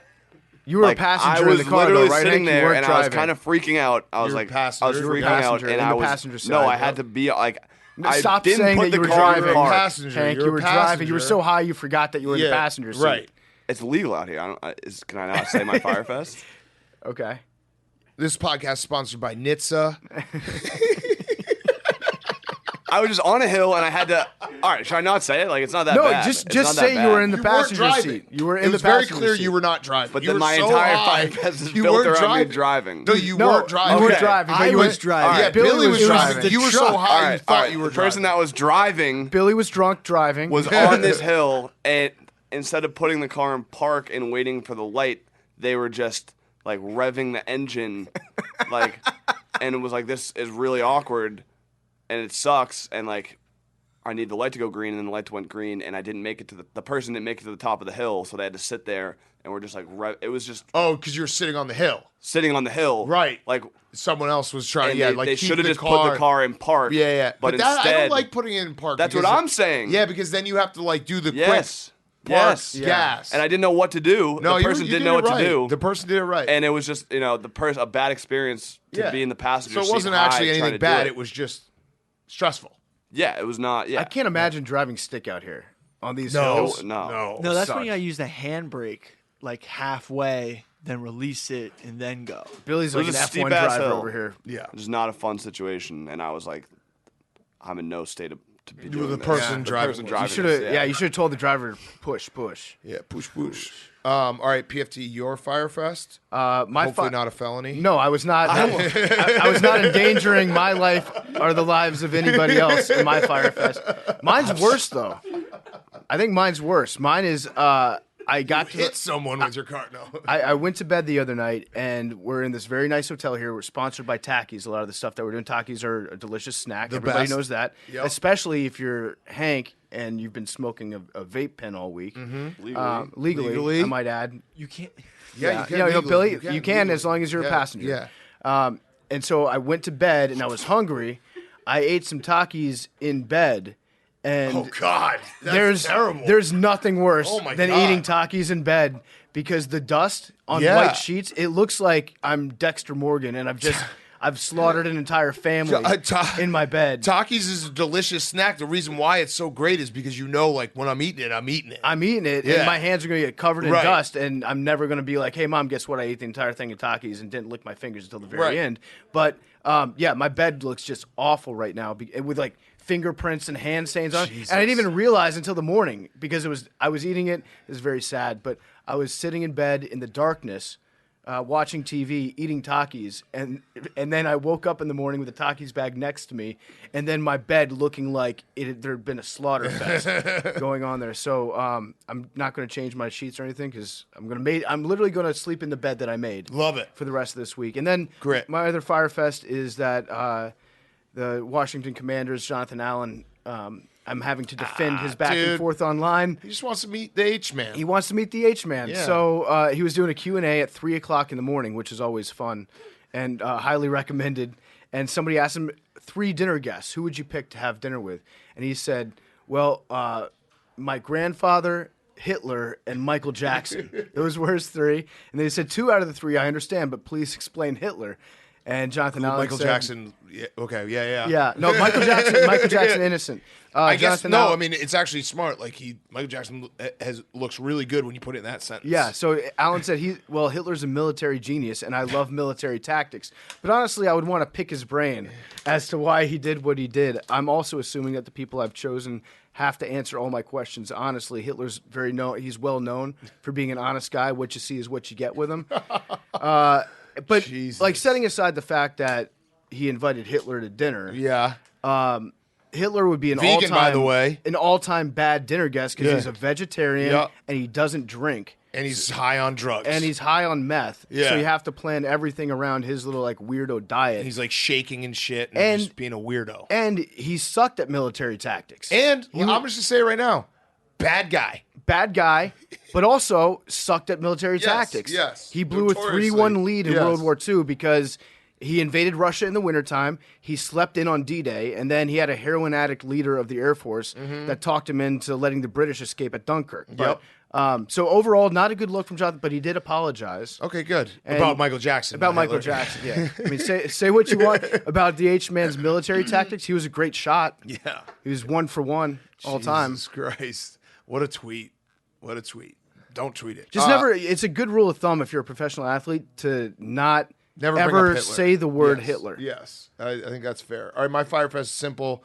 I ran a 5K and I'm really out of shape, and I don't know, Bill. You're gonna have to do something about my lactic acid. My legs are locked up. I haven't worked out in a very long time. Did you run the entire one? I run the entire one. I like fast walked when I drank water, but then I'd pick up my pace. What was your 34 minutes. I mean, it's not good. That's Mincy, but he's like No, Mincy's trained no, though. and He's Mincy's very- also was he's- 36 minutes. I'm a he's in very Clydesdale. good He's a shape. donkey. No offense. He's in very good shape for his size, and he does that every day. But So- But it's also different for Mincy because when Mincy goes on a 5K, he has to stop every 15 seconds to take a picture with somebody that That's recognizes true. him. That's true. when I got the dog chasing him, he gets some speed going. I know it's a bad time, but I also have not run more than a half mile in probably 5 years. So in that respect, I think it's actually an incredible time. Yeah. It's not bad for going from like absolutely Nothing. no cardio whatsoever ever to and that. just Yeah. doing all like I did the 34 minutes. I didn't stop. I didn't get off or anything like that. I just fucking powered through. 36 is Mincy's ceiling. This is your floor. Correct. That's So Yes. Get your there mind it right, is. Bink. so Yes. you have way more upside. If I trained, which I won't, Yeah. I could be under 30. Easy. No problem. Easy. All right, Billy, yours. I have a couple.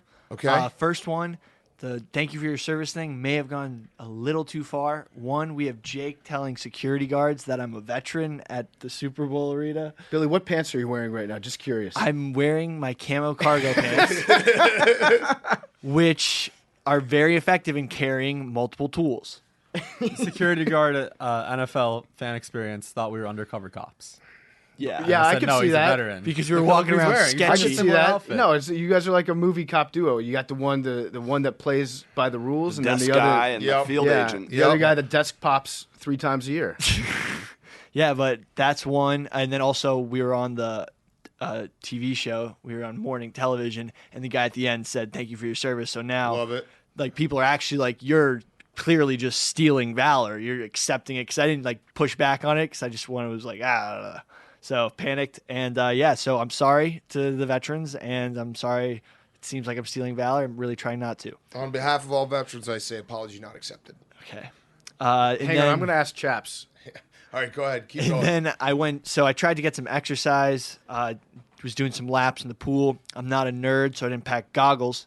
Chlorine's pretty strong. Got out of the pool. My eyes started burning like a motherfucker. Then you smoked the bong. No, I didn't. I don't smoke weed. I literally would have a panic attack. Then I went out to the crowd You at smoked the. weed and tried to drive up a hill. No, I didn't smoke. He Yeah, did- I was well, no, he driving didn't. No, Hank's he didn't. car. Yeah. And so my eyes were bright red. Everyone started yelling at me, "Dude, you're so high." And I looked very high, but I literally don't smoke weed. Love it. So if you see pictures of me with my eyes super red. Any good it's fun. videos drop this week? Oh, yeah. Didn't finish the steak. Puked. 60 ounces out of 72. Dude, I don't know. But wait, 60 ounces were left. 60 No, ounces. no, I ate 60 No, you ounces. They puked, so weighed, that counts. They It was a weighed puke. it. So So they here- weigh your puke? No, they weighed All right, the leftover here's what steak. actually happened. So after it was done, Billy's like, I basically finished the whole steak. It was the sides that I didn't get around to.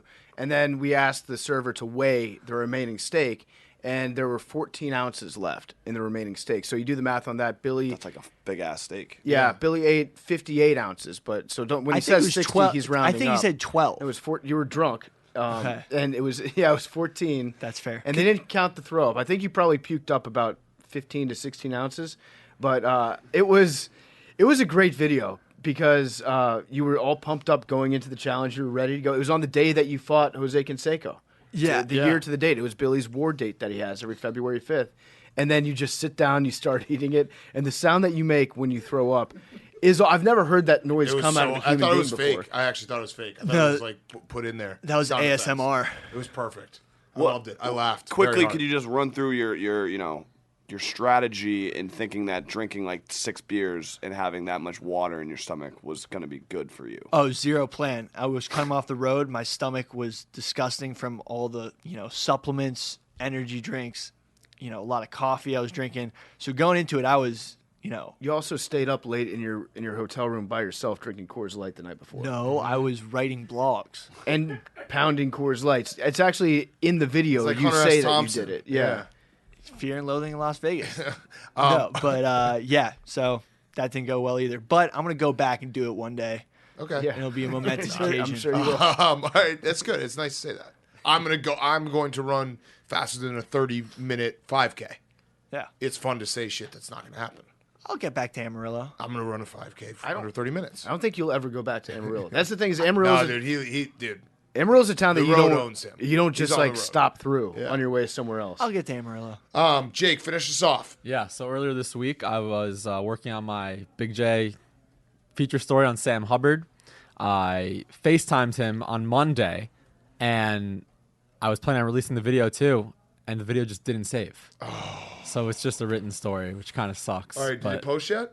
Yeah, it was posted on Monday night. I got to retweet it. Yeah. Okay. Yeah. It's good. It's a good Well, article. That, he my approves, favorite yeah. part of the article is the sense that's like Urban Meyer did not respond when asked to comment on the I was talking about situation. Meyer. Coach Meyer did not return a request for comment regarding the story. Yep. Which is true. I tweeted at him and Yep. didn't respond. Also, update. Bubba was with me after McPherson and Uzomah left. Burrow hit me back. Oh. And Burrow was like, Evans never asked for my number. He's like, tell that pussy to ask me if I'll give him his number, and I'll give it to him. I'm paraphrasing what he said. But yeah, that's so update on that. It's not that he hates him. Again, he likes him as far as kickers go. Yeah, I mean, how could you not? The guy's a cool guy. All right, random numbers, and then we'll end the week. 69. 56. 17. What do you got? 44. I'm going to switch it up. I'm going to go 87. Vincent. 21. 100. Whoa. What does that mean? That's not even a number in the machine, is it? That's it is. it is. That's That's it like is. when zero hits in roulette. No one. is, We though. don't have zero. Right? take It's a number, zero. right? Yeah, it is. It's happened twice before. This Do is we the have third time. 0 in the machine? No. No. No. 1 through 100. 1 to 100. Has 100 hit? This is the third time. Really? Yeah. We've got December 13th, 2020, November 14th, 2021. Love you guys. Love that you have that. Trenbolone is used for cattle to put on mass for extra meat yield.